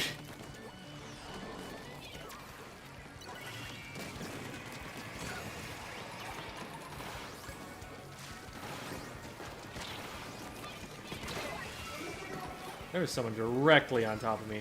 Good job following that up, teammate. Nice! Got another one, too. Unfortunately, we pushed too far ahead while it was happening. I need to just stop challenging that machine right there. That's dangerous. Let's take this spot and maybe try Zukaing them if we get an opening.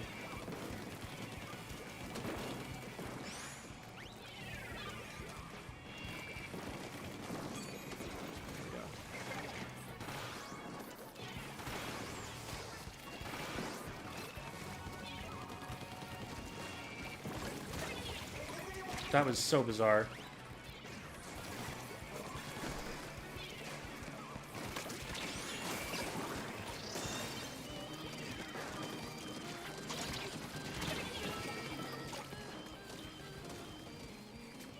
Not much more to be gained from that, unless we get a few more in here. Ooh.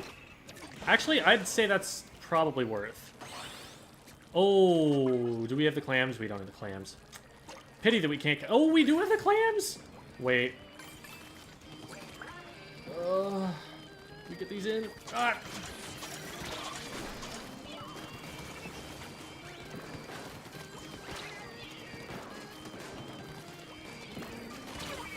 Alright.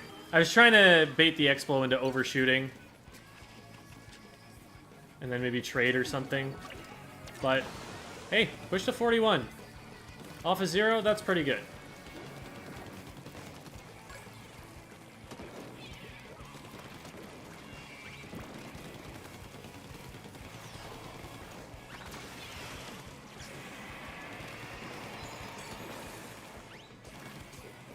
They don't have a lot of forward pressure. Like, that Booyah Bomb was kind of wasted.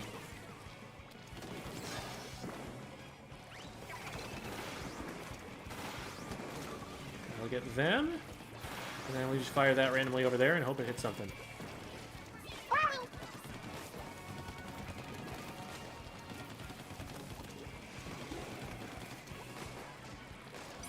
Oh, shoot.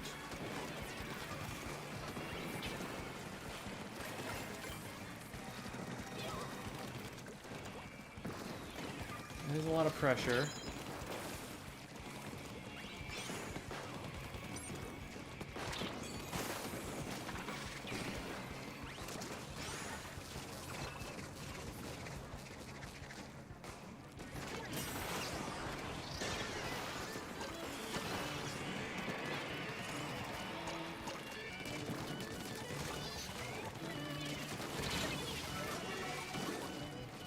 We might be able to keep this lead. Yeah, it looks like we did.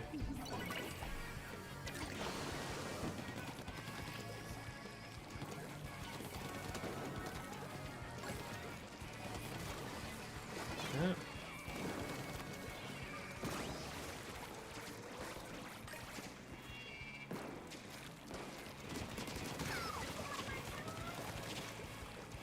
That was the Explo over there. What? Oh, no.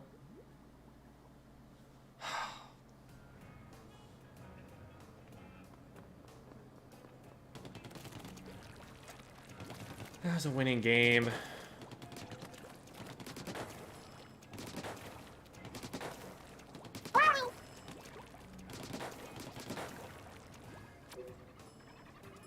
Sigh. Well, we'll just have to win 5 of the next 7 instead of 5 of the next 8. Or 5 of the next 6, because if there are 7 games, then yeah, it's 5 of the next 6. instead of 5 of the next 7.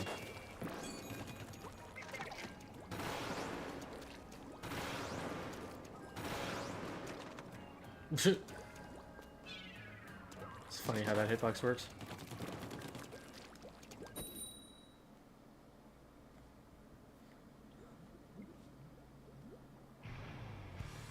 Oh, it didn't show me the message for splatting the machine? I didn't even notice.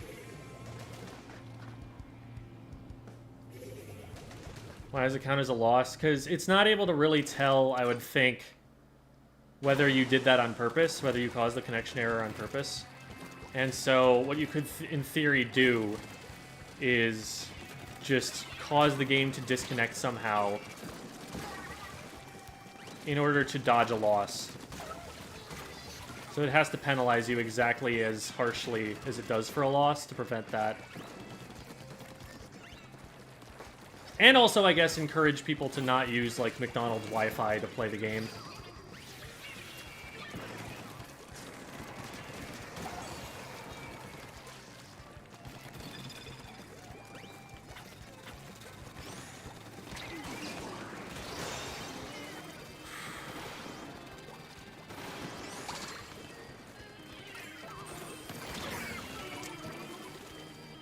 I was already a little bit too slow pushing around, but I should have noticed my teammates had gone down and just not peeked the corner at all. I'd already announced myself. I'd put a bomb out there. They knew I was coming. Ooh, hello. We keep getting flanked from around there, and I feel like that's something we should be, like, looking directly at and seeing coming. Just get forced over there. Please stop. Thank you.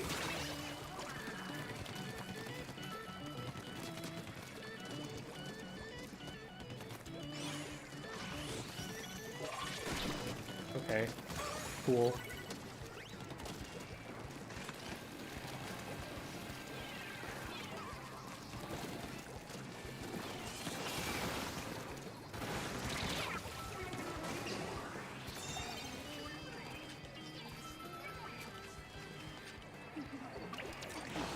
So everyone there was looking at the basket. Nobody was looking at any of the positions that opponents were coming from.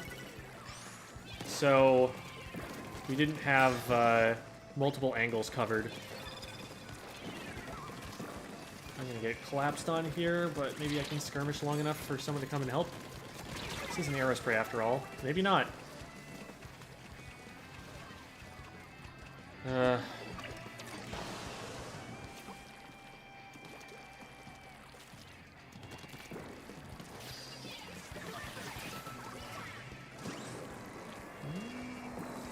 Now we go.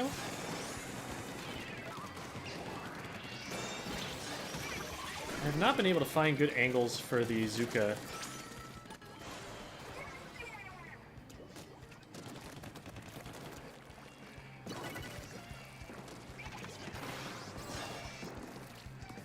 I definitely thought that they were closer to me.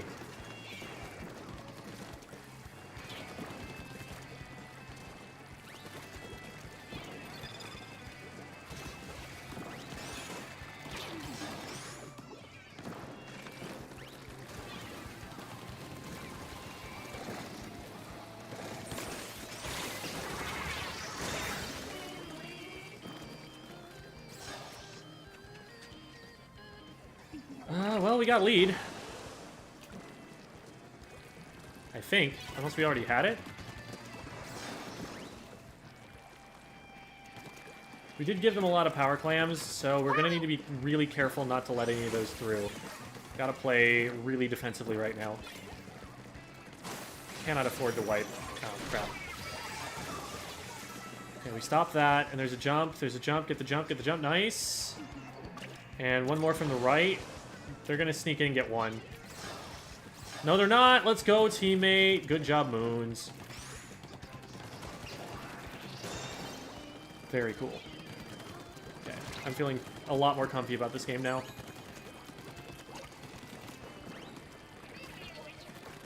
Oh, hi.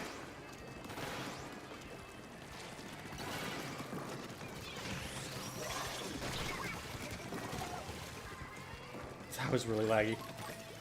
I heard all of the shots hit. I'm like, okay, they're dead, right? They're dead, right? Please be dead. Please be dead.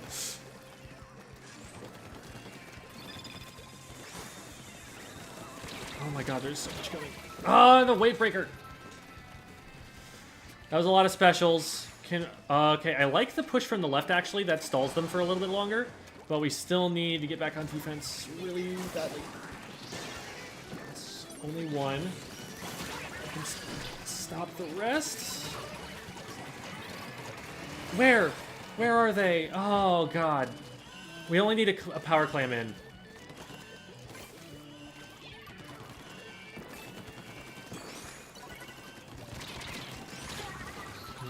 I went in a little too quickly. Can we get that? Yes, that's game. Whew. They took advantage of the terrible distraction that I created. It was very it was definitely not a good play, but because they went for it anyway, they had just enough time to sneak their way in with the power. Whew. Wrist pain. Oh yeah, absolutely do not keep playing on that. Take a break. Make sure it's warm. Make sure your hands aren't cold. Just get a splint on if you have one.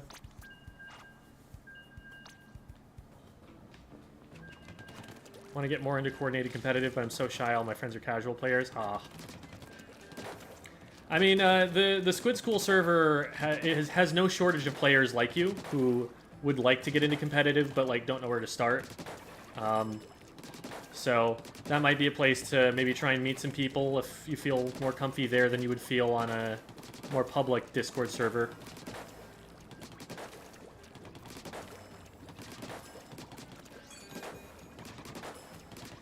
But yeah, it's if you're looking for just like IRL friends or like, you know, local people or something, it's going to be really hard to get a team together because you're just not very likely to find people that are around the same level of skill in the same geographic region.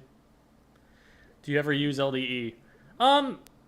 I have, and I'm not thinking too hard about the gear at the moment. I'm more playing this headband for the branding than I am for the gear on it. Comeback isn't bad on it at all, especially since I'm going to be dying a lot.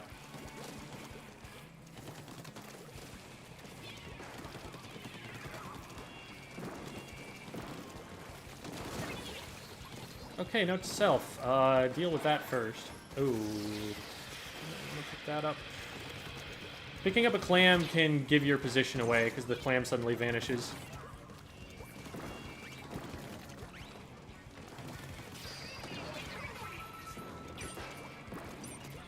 Well, I don't have a ink for a bomb there.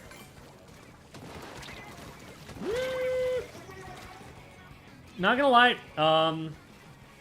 for whatever reason, thought I was gonna squid roll there.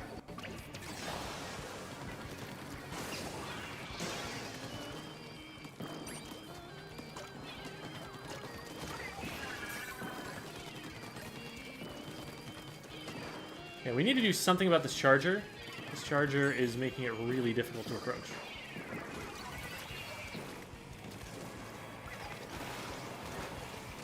And there we've done something about the charger.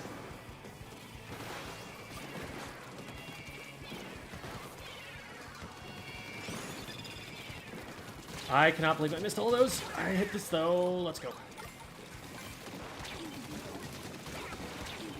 Unfortunately, I am double marked.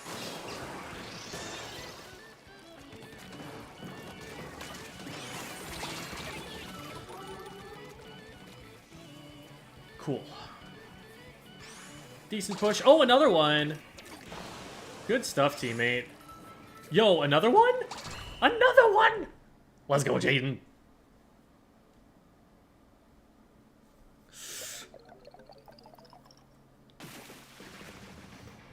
I'm in negative 1,000 points in S+. A lot of people I've been hearing about are seriously in debt. Could you play Junior? I could do with learning some tips from a competitive player. Sure. I won't do that in series, because that's definitely not my forte, but I'll see what I can put together. It's a more versatile weapon in this game. There are some situations where it's actually going to want to fight, more so than there used to be. Man, that was not a lot of slaying for being that successful in the pushes. Okay, so let's get the Junior out. There it is. And then we're definitely running LDE on this. No question about that. Probably do want to run the stealth jump, so let's run the sub-saver for the extra bombs. How we looking? How we looking? Oh, we're dripped out. Oh, on zones too. This is gonna be a good map mode for this. I'll get used to the range here for a little bit.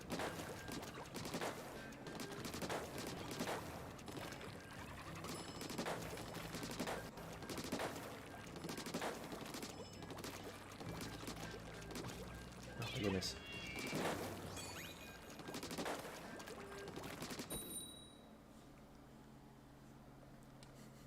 Looking like we're in the Matrix, except with some red chucks on.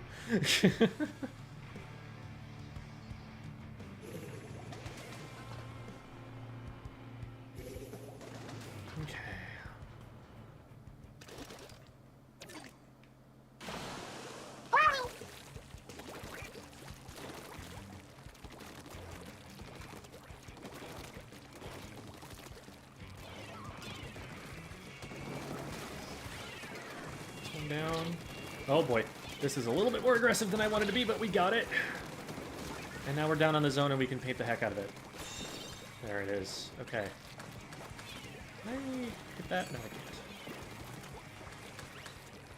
So, where is the most pressure going to come from?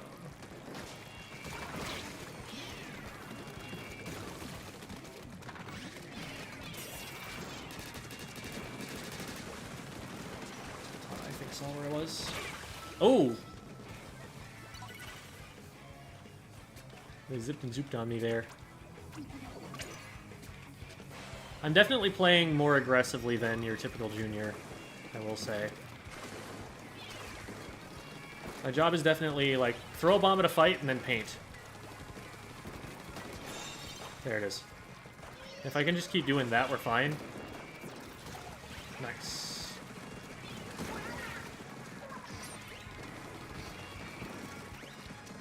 They need to dislodge me, so I'm putting down a lot of paint.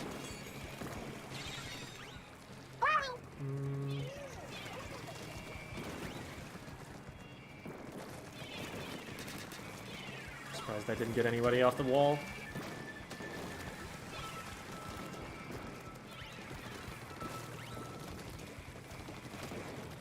Let's make a semi-aggressive play here.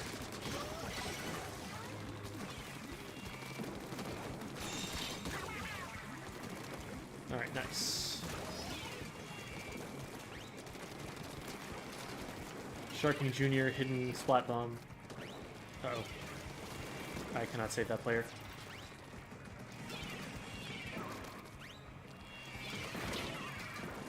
The nice thing is they use that crab tank from so far away that I'm not actually going to get outpainted on the zone. However, I am going to get hit by that.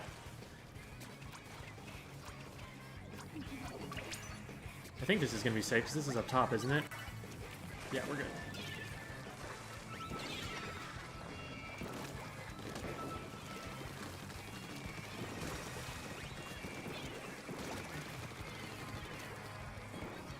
We're 2 down, so there's nothing I can really do right now to either outpaint them or fight them.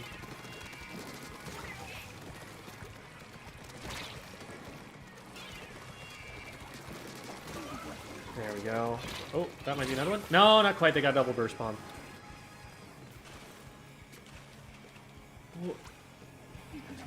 We don't have the zone.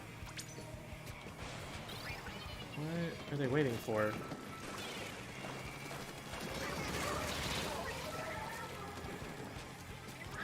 Come on. Really?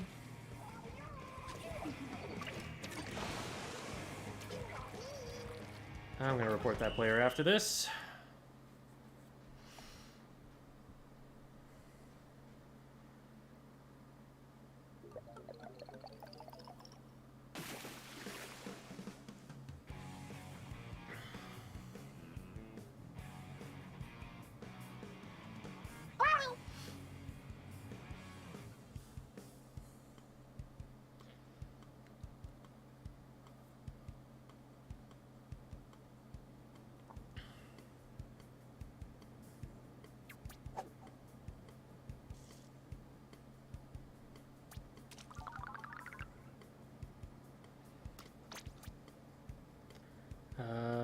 Sweetheart was the name of it. Looks like a case of tilts. They weren't having a phenomenal game, and something probably ticked them off. So you go to here. It's funny that you go to add friend to do this, by the way.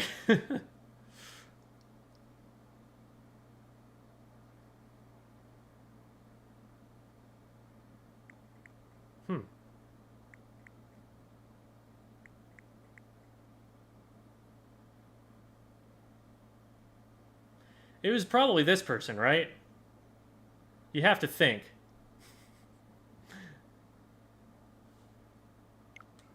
Oh, you can report them in-game?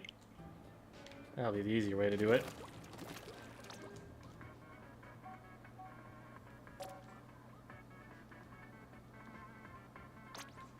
Oh yeah, there we go.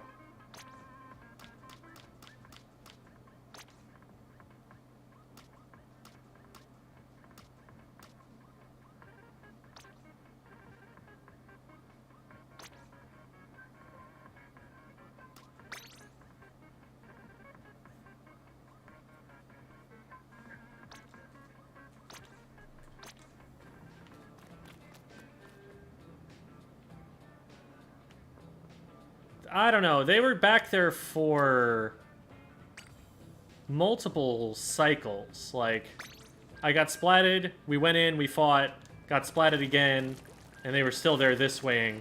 And they were even... And they booyah'd as the game was ending. I think that's a pretty clear-cut case of griefing. Especially since it looked like as soon as they finished or something, or they have it engineered some way, that their tag is "You Mad Bro." Pretty sure that's the same player, because I don't recognize... Like, that's the only tag I didn't recognize from there. I'm pretty sure it was them. Reporting them for? They were sitting behind the zone on the enemy team's side, sharking, for like the last maybe 50 ticks of the zone for the enemy team. Just never engaged, weren't painting anything. You can see in the match result they have like half the paint of the rest of the team. They just kind of shacked up behind enemy lines and didn't do anything from there. Played the game for maybe the first half or so, and then stopped.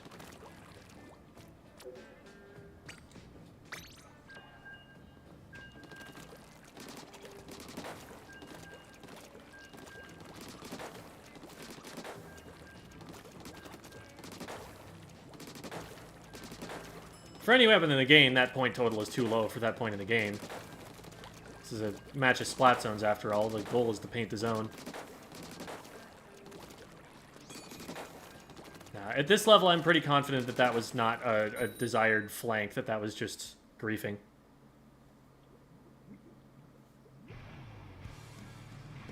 Thoughts on Tri-Stringer? Solid. It has answers to other backline weapons because it can hit up over cover. Yeah, we did end up losing.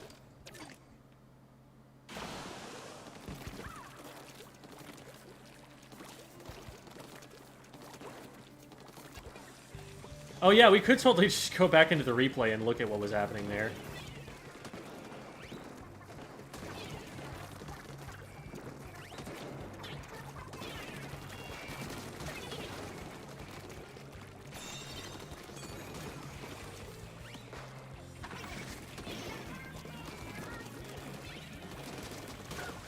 Okay, that's good. We took out one of their primary painters.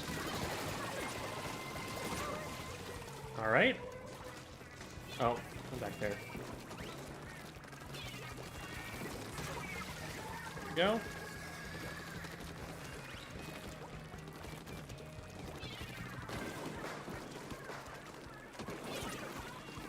Bloblobber is going to be up top.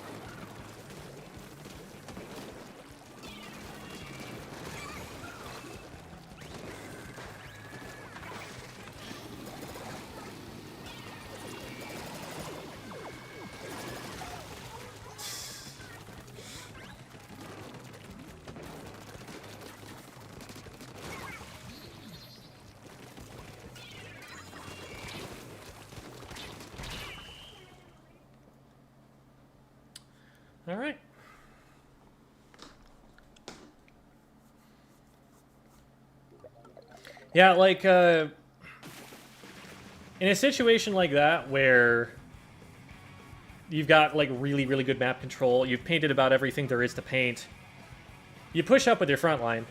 No reason not to. You have the ability to fight with the weapon. It's not the best ability to fight, but you can. And, if you're able to, you know, paint further forward, that just means you get specials faster. You just have to make sure that, like, when the zone is contested, since you are the primary painter, that you are actually going back there and being the one to deal with it.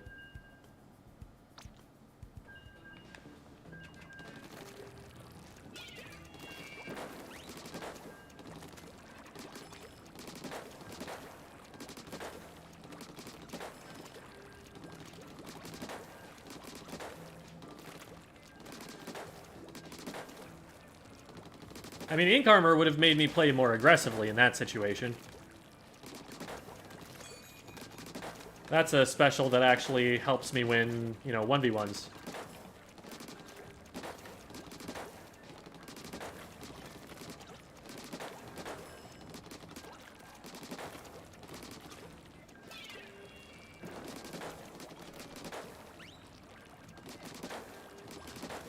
This will be the last one I'll do on Junior. I'll go back to my normal stuff.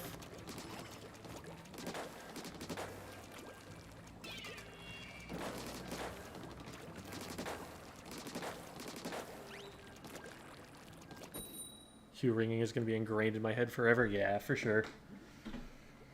At least there's not just like one song that plays the entire time you're waiting like there was in Splatoon 2. That is a huge quality of life improvement. It's rotating between 9 different things. Not a cop. This is not a match where I can take positions quite as lightly. So they're going to have double backline. So they're going to be watching a lot of angles, and I need to be playing very safely behind cover. So leader's up top there. I'm getting flanked over here with, like... Alright. How do you move so fast? I mean, I guess I could say practice, because I'm not doing anything particularly special there. I could talk a little bit about painting efficiently. I think that's probably helpful. So every weapon has a chance to paint its feet. I believe it's guaranteed to do so after a certain number of shots. Yeah. So by the 3rd shot, I'm going to paint my feet if I'm just aiming out like that. 3 shots, and then I can swim. Like that. If you need your feet painted faster than that, because 3 shots is kind of a lot in some firefights at the speed that this game works, then what you got to learn how to do is aim down, shoot your feet, swim, aim down, shoot your feet, swim, and just be kind of doing this. You don't necessarily need to go up, down the whole, like, over and over again. You could just blip, blip, blip, blip, but this cuts your peripheral vision.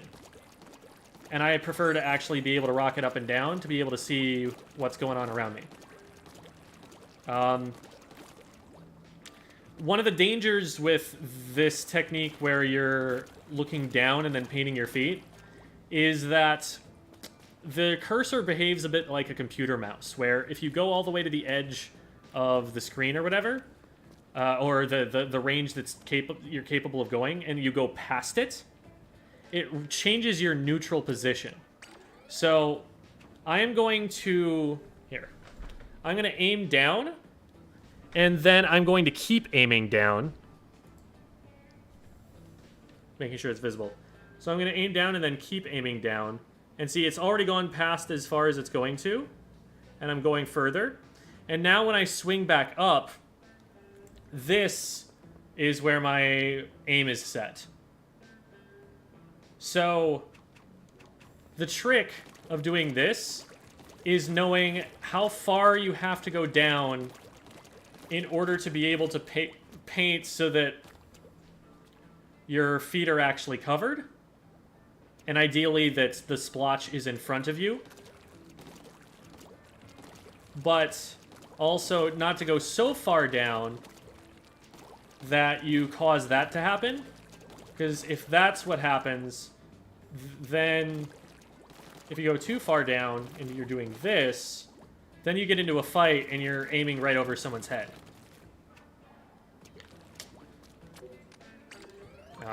So that technique was labeled splat dashing in Splatoon 1, and I have not heard anybody use that term since, but I haven't heard anybody propose a different term, so that's what I stick with. So that's one movement technique that's really useful. And then the rest is just kind of aiming. It's also really helpful to know your, like, painting pattern, like how big your bullets paint on the ground, so you know when you're going to have to paint again. And also knowing how long you have to fire in front of you to get a straight line. It's like knowing that I have to fire for this long to get a straight line is something that comes with experience with your weapon.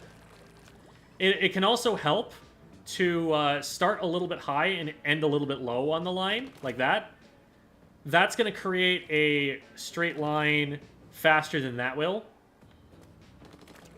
Because what it's doing is, first you're aiming one shot there, then you're aiming one shot there, then you're aiming one shot there.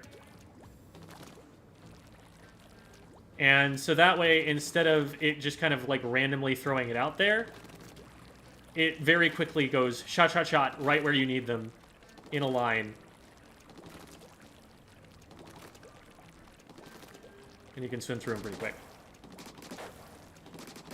That segment is probably a YouTube video now. Thank you for asking that question.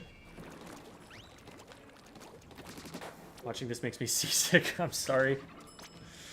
Well, we didn't really finish that game on Junior. Let's do one more. Tournament tips. Recognize that you are not going to play your best, especially if it's like one of your first ones, but under any circumstances, you're probably not going to play your best. It's going to be a really good test of your B game, of like what you do when you're under the influence of adrenaline.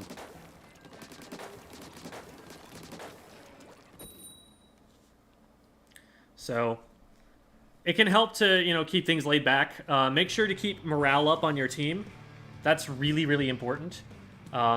Anything that you say or anything that happens that tilts a teammate is something that you want to avoid at all costs, because that will just ruin the entire tournament for everybody. And don't be afraid to tell a teammate if you think they might be tilting. Because it might be upsetting to hear, but it might also, you know, get their attention on the right things. And if you want to have that trust as a team, that's something that you want to be able to talk to each other about.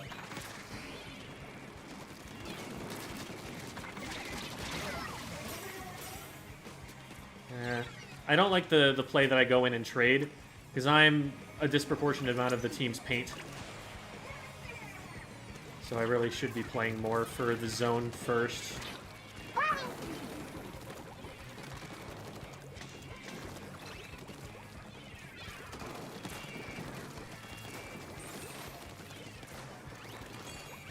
Don't want to get snuck up on them on the left, and I don't think there's anybody here. Well, there is now, but I think I beat them. Yes, I do. Ah, man. We're so close to being able to get zone. If we just focus painting right now, we can probably get zone. Get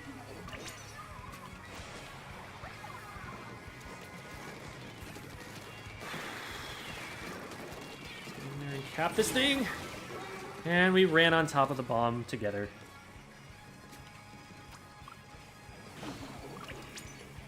I don't feel like this is safe. They've had a really long time to push up. But A-Leader held it down really well. Props to them for maintaining the zone control like that. This is a terrible idea. What am I here for? What? That was a squiffer shot, right? Oh, it was a bomb. It was a bomb. Okay, okay. We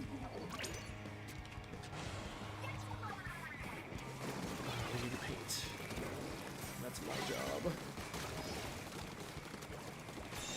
Okay, whew. Explo, can you please lay off for a bit? I'd like to get back into this game. Ugh. I did not mean a squid roll there. That was annoying.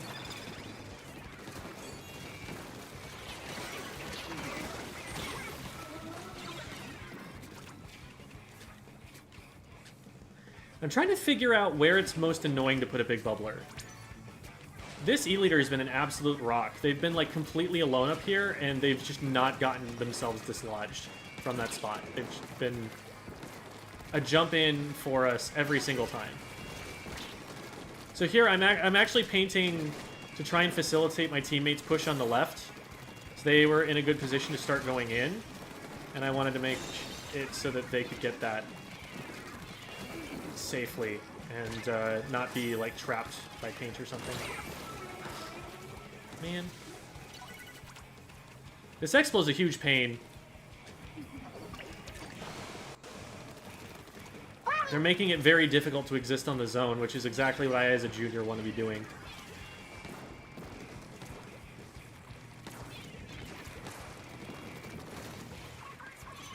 Well.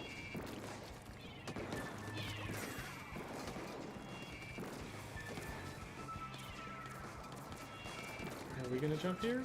Or are we not going to jump here?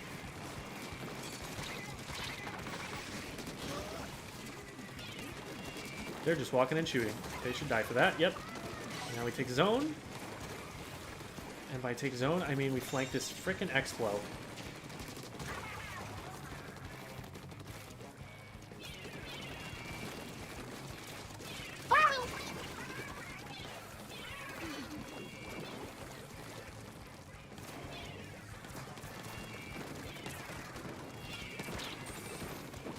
Basically, the way to move fast in this game is to maximize the amount of time you spend swimming, because that is the fastest movement option that you have. Except for super jumping, I guess. Right here, right here. Okay, good.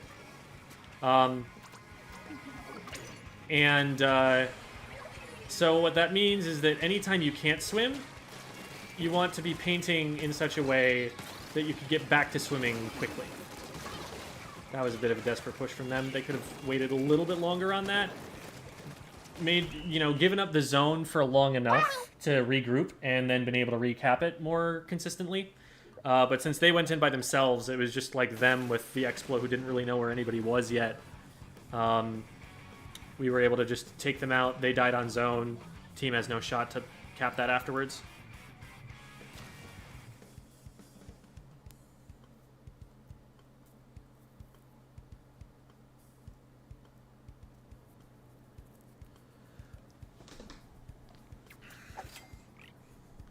Aiming the Explo and positioning. Aiming is just going to take some time and a lot of messing around in the lobby with the targets to figure out your angles.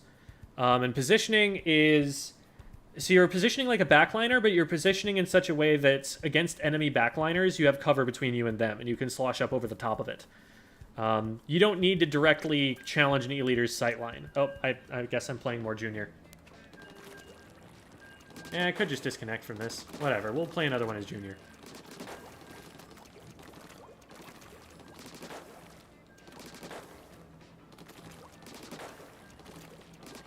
GG, world ends with bread.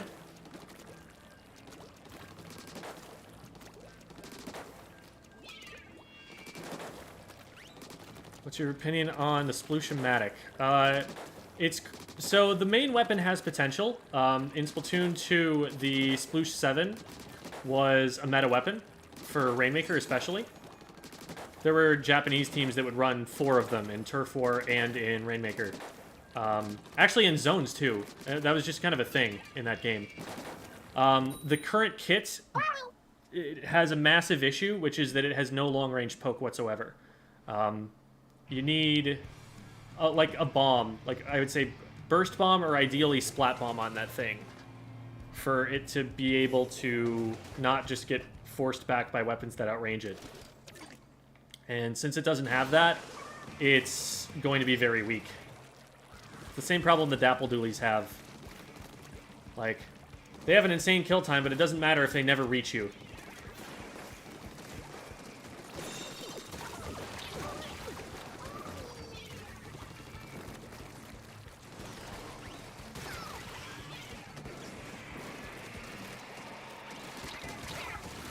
thought I had it. Just a little too far away, I think. Can probably jump into this still. I trust in Danube's positioning. Yeah, I thought I was going to get 2 there. I have good DPS on this weapon. Last one's on me.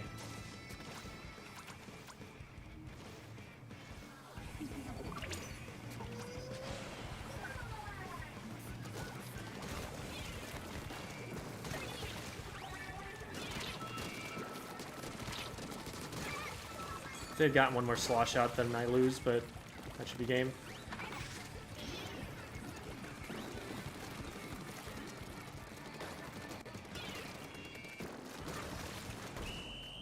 Nice. Do you think blobbers are hecking annoying? Early on, like when you're newer to the game, they definitely are. You learn over time where it's safe to stand. The better you are at moving, the easier it is to dodge those things, so that you don't get your feet painted. It's manageable a lot of the time, especially as a weapon that can just like flank them and take them out quickly. All right, so that'll be our junior playing for the night. Oh, hey, freshness! I didn't know I didn't have first star on it. Well, now I do. Thanks for the extra Sheldon token there.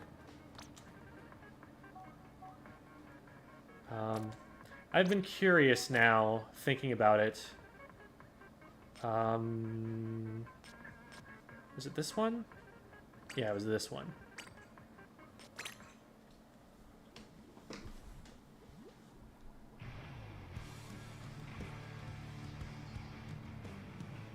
We just played you? Welcome, name.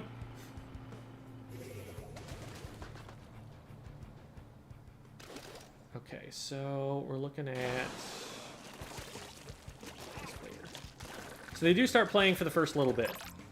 Let's see what happens here. So they get in here.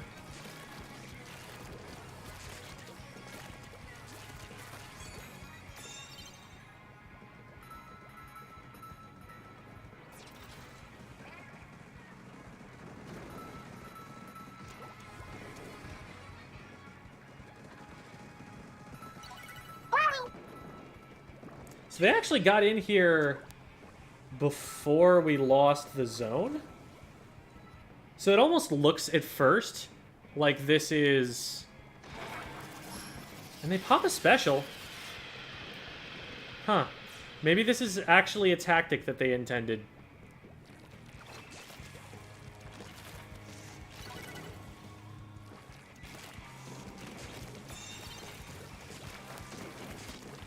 Come back in and flank someone, and then squid bag them. So I still don't feel like they're taking it especially seriously, but maybe they thought something useful was going to happen out of that.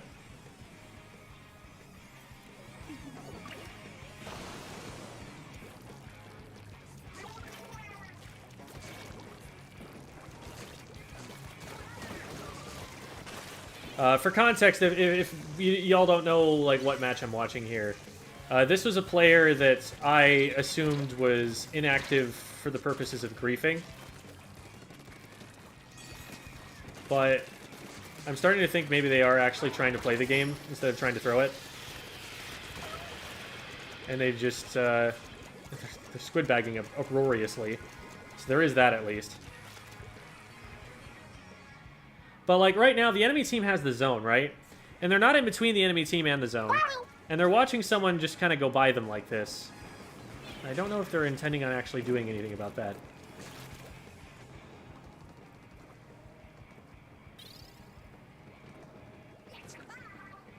This is the point where I realized that in this Wade. And then they booyah. And they're still scoring.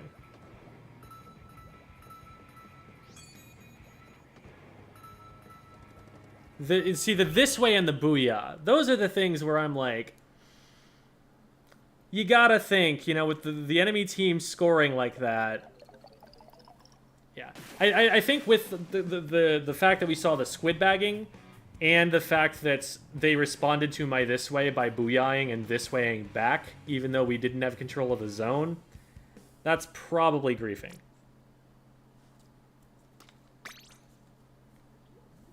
It almost looked like they might have had a plan for the first little bit, but at the end there, yeah, that's just being disrespectful.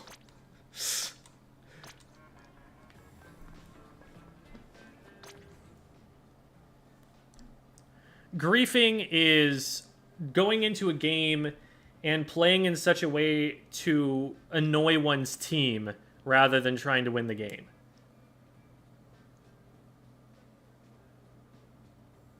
Thanks a lot for tutorials. Almost got S rank using your advice. Well, I'm glad it's helping. Good work. This person works out at the library? What? Throwing the game on purpose, yes.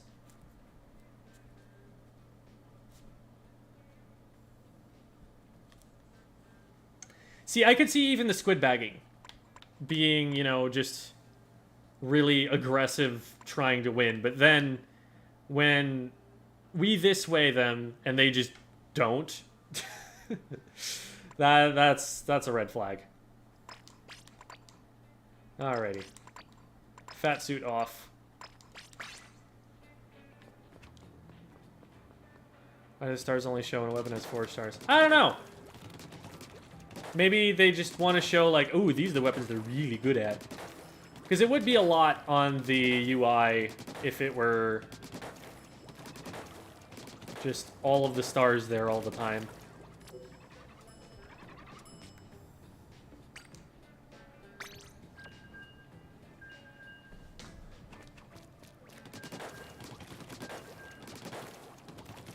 Possibly recognize me? Maybe. It's possible.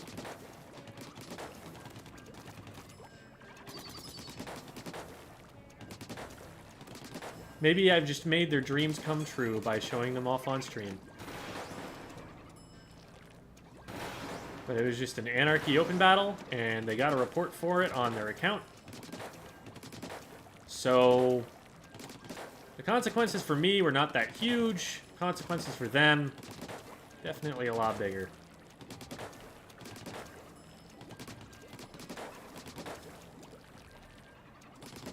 More pants choices. There are definitely a lot more than there were in Splatoon 2. Like, I am happy that they added more. How much XP do you have on the shot? I'm like halfway to 5-star. Maybe a little bit less. Probably coming up on 500k. It's pretty even between it and the blaster, although the shot is going to start to eclipse it soon because I'm playing a lot less of the blaster recently.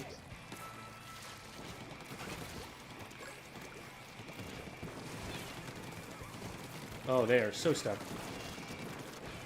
They should have been so stuck. Well.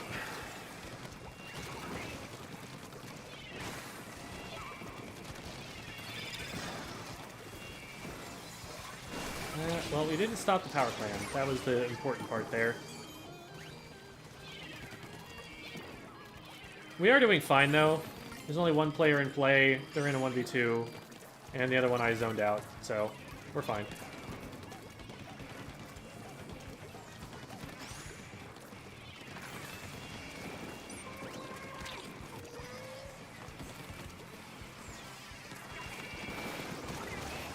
That one.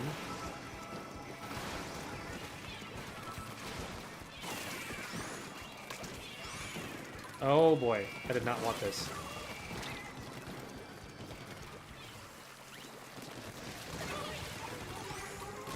That's why you put someone in front of it anyway. Got the trade too.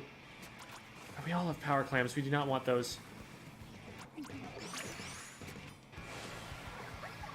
Unless we can get in.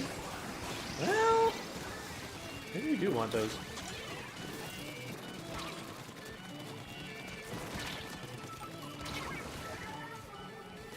That's a dead jump.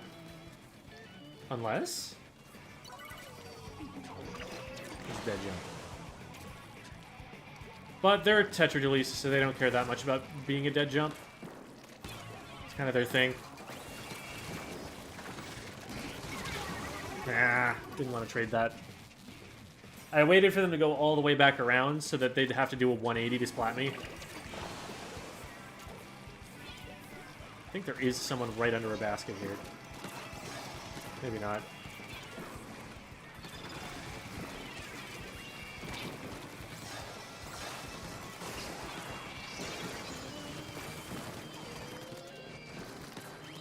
Is there still someone under there? I think we got them. Yeah, we got them.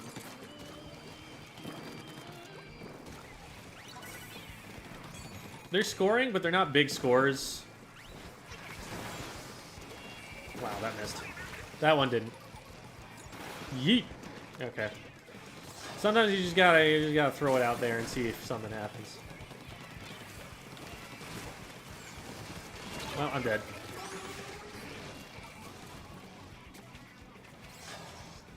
This is a situation where they might actually take lead.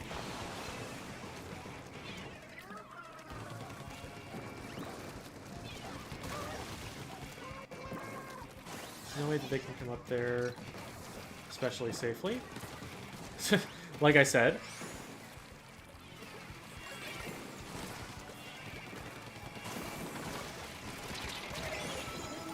Sometimes you cover all the options, and, like, they disregard the bomb that you threw so blatantly that you're like, wait, shoot, did I miss something? Like, and then they just died to the bomb, and you're like, oh, no, I really didn't.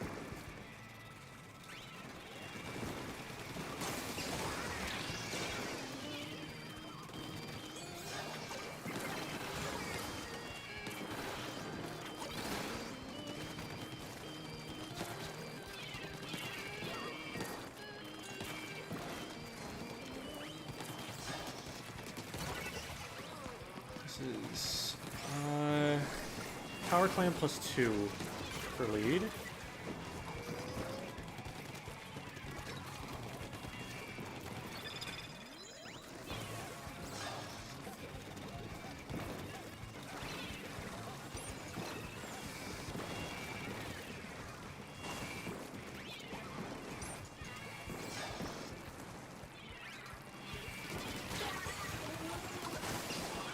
I hit him twice, and now I'm gonna die to this.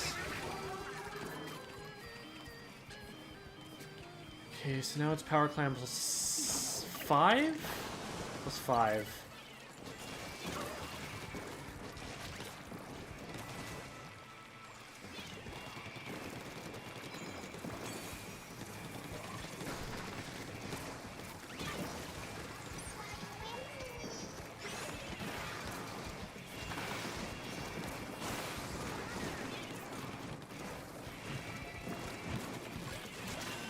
We do have to keep that safe.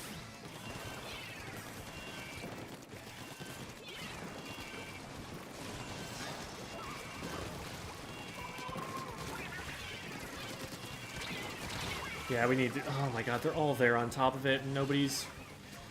I'm upset that the power clam didn't go with us on the left, because left is where we had all of our numbers and where we were all looking, and then they just streaked to the basket with no protection on the right instead. They needed to follow us there. Because it just happened that, like, all 4 of the enemy players were watching on the right, and none of us were in a position to rotate fast enough to save it as soon as they ran for it. But the defense definitely could have been better. That's a big reason why we lost, just that we let them get in one too many times.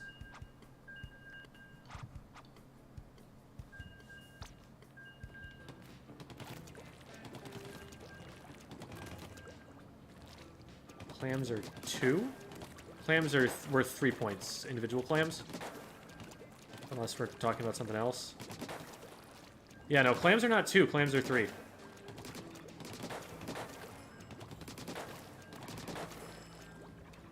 Holding 7 is 1 point better than holding a power, yes.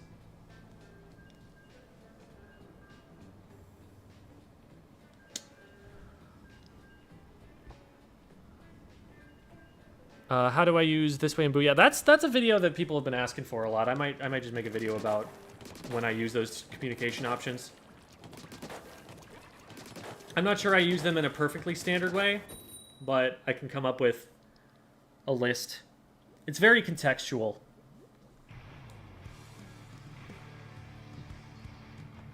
Tips for grinding gear. I've heard you get a lot of chunks from Salmon Run.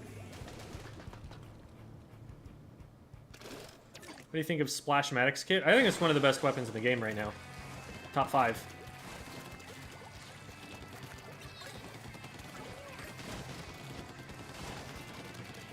Put my free agent resume. How long should I wait before I remove and repost it? You don't ever have to remove it.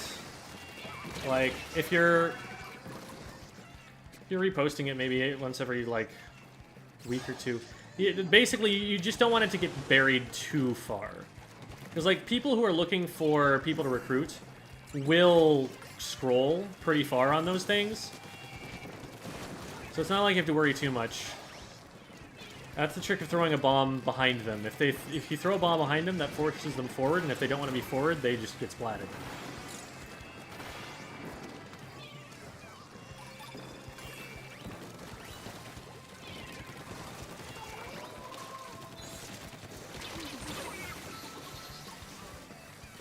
Nothing went right there.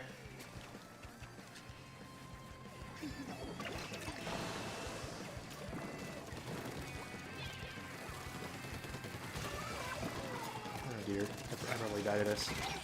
Okay.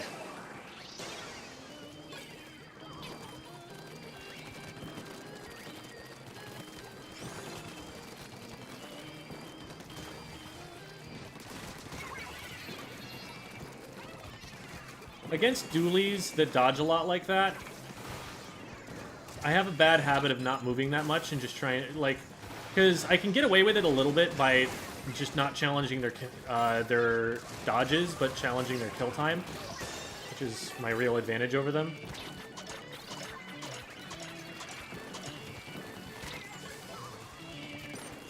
Did we ever save the power clam there? Oh no, it was a pity clam, so it was back at the base. I don't think they scored that. Unless? Oh, okay.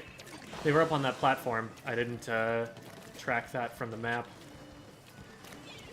That platform's... So being up here on offense is actually really strong. If you can be there safely, it's actually really hard for them to defend you from throwing clams in. Good job, teammate. Oh, there's one there, and I follow up on that, and we get them. Beautiful.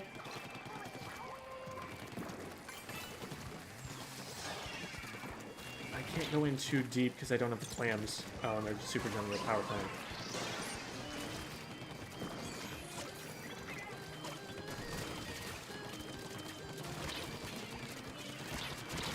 Nah.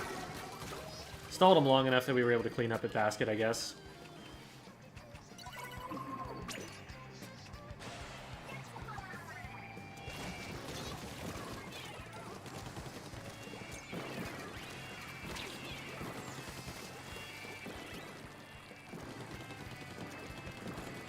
Some movement all the way up to here. It looks like they backed up.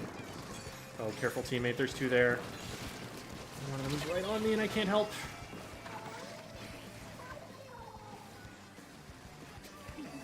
We don't need to be pushing, we just need to be defending better than we are.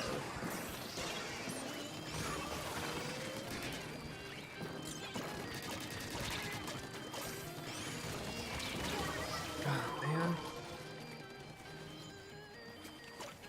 Like, throw the power clam away. Okay, now we need it, but we did not need it before, and trying to make plays around it was hurting us a lot. No, no, no, no, no, no, no, no, you don't. No, no, no, stop that. God. They just have to get one clam in, and we're not paying attention to it. That roller got 2 people before they scored that, and also scored a power clam. Like, that should have been more of a focus of our attention. But I also really got wrecked by that big bubbler. I was dropping down to try and engage them and did not see the bubbler going up in time. So I just kind of fed in because I had no shots I could take.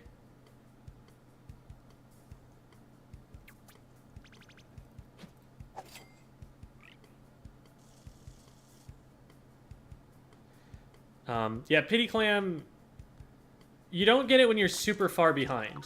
You get it when you have been scored on once. Pity clam is something that's automatically given to anybody who's scored on, regardless of when you're in the lead or anything like that.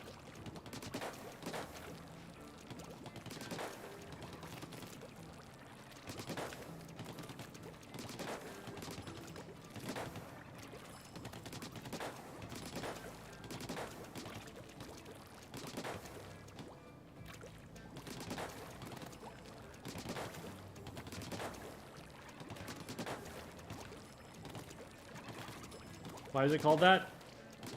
Because it's a comeback mechanic. It's something that's given to you, like, oh, you got scored on here.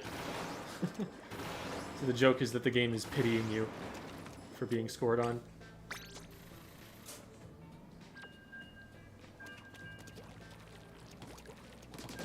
Can you get X rank in this game? There will be a system called X Battles. It'll be a different game mode, which is different from how it was in Splatoon 2. The way Splatoon 2 started off was that you had S plus 0 all the way to S plus 50, just like there is in this game. But in Splatoon 2, X rank came in and replaced S plus 10 through S plus 50. Whereas in this game, what's going to happen is X plus 10 plus X to X plus 50 will still be here, and X will be another game mode that is available to S plus players.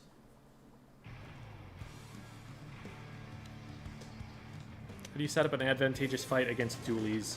As Splattershot, I feel like I always go 1 for 1. Consider not taking the fight until you... like, they're distracted, you know, they don't know you're there, or something like that. Like, just running at them head on is exactly what they want you to do, because they can kite you that way. But when you have to fight them, I mean, make sure you stay in range, and just, it's a challenge of hitting your shots in time. Because they're going to make it hard on you, so you need to take advantage of the fact that you splat faster than they do, by at least hitting enough. Okay, cool, that's 2. Unfortunately, that's 2 from us, too, and I don't know where the others are. They're spawning in. So we can just collect some clams and wait. Nice, we got another one over there.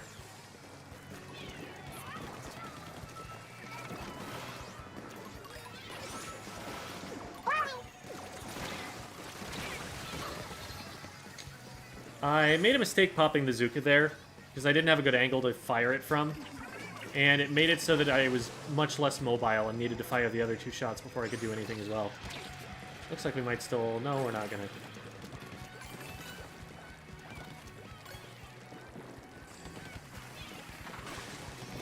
We're able to maintain control here pretty well, but it's not the easiest thing for us to score yet.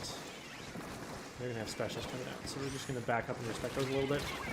Dang, nice. Good combo. Probably wasn't worth it, because that just gives them a pity clam and we don't score. Ooh, wait. Can we get more? Score? Okay. This is a push now.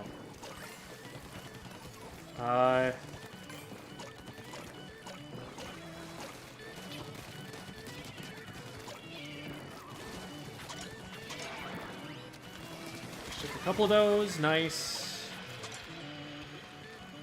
Let's drop back and get a few more. 26. We're close.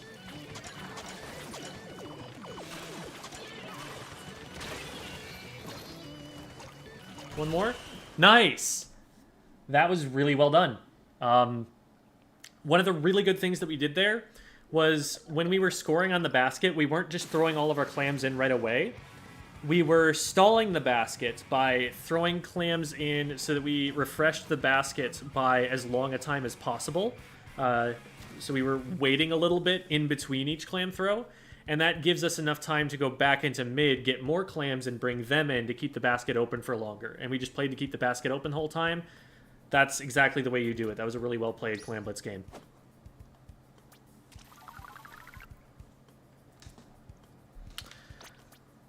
All right. So that is where I am going to have to stop it, because the router is going to die in about 6 minutes, and I don't want to be rushed about ending stream like I was last time that happened. So we are going to go and do a raid on Twitch. I am told there is actually a way to raid on YouTube that I've just never learned, but I don't have the time to go and look into that right this second. So we'll have to figure that out some other time. But we're going to go and say hi to Amy. Amy looks like she is playing some Salmon Run. So go say hi to Amy, everybody. School's out. Routers just do that. Well, mine does. Mine does every day at about 1:01 a.m. It's pretty predictable and very annoying, but we'll figure it out eventually.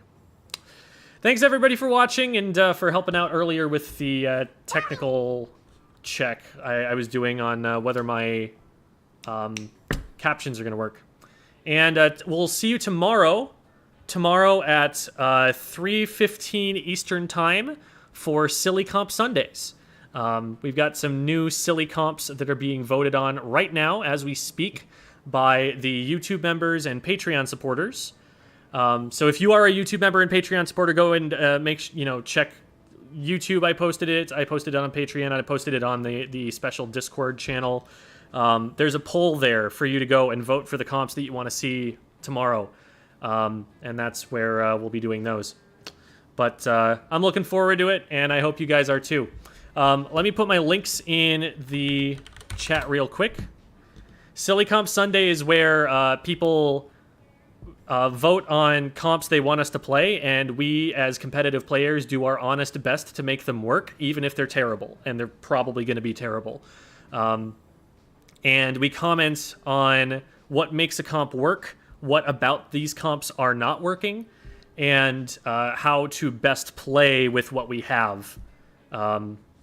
So if you're interested in that, come check that out tomorrow. We'll be streaming tomorrow afternoon. Like I said, 3:15 Eastern, and that makes it noon 15 Pacific time.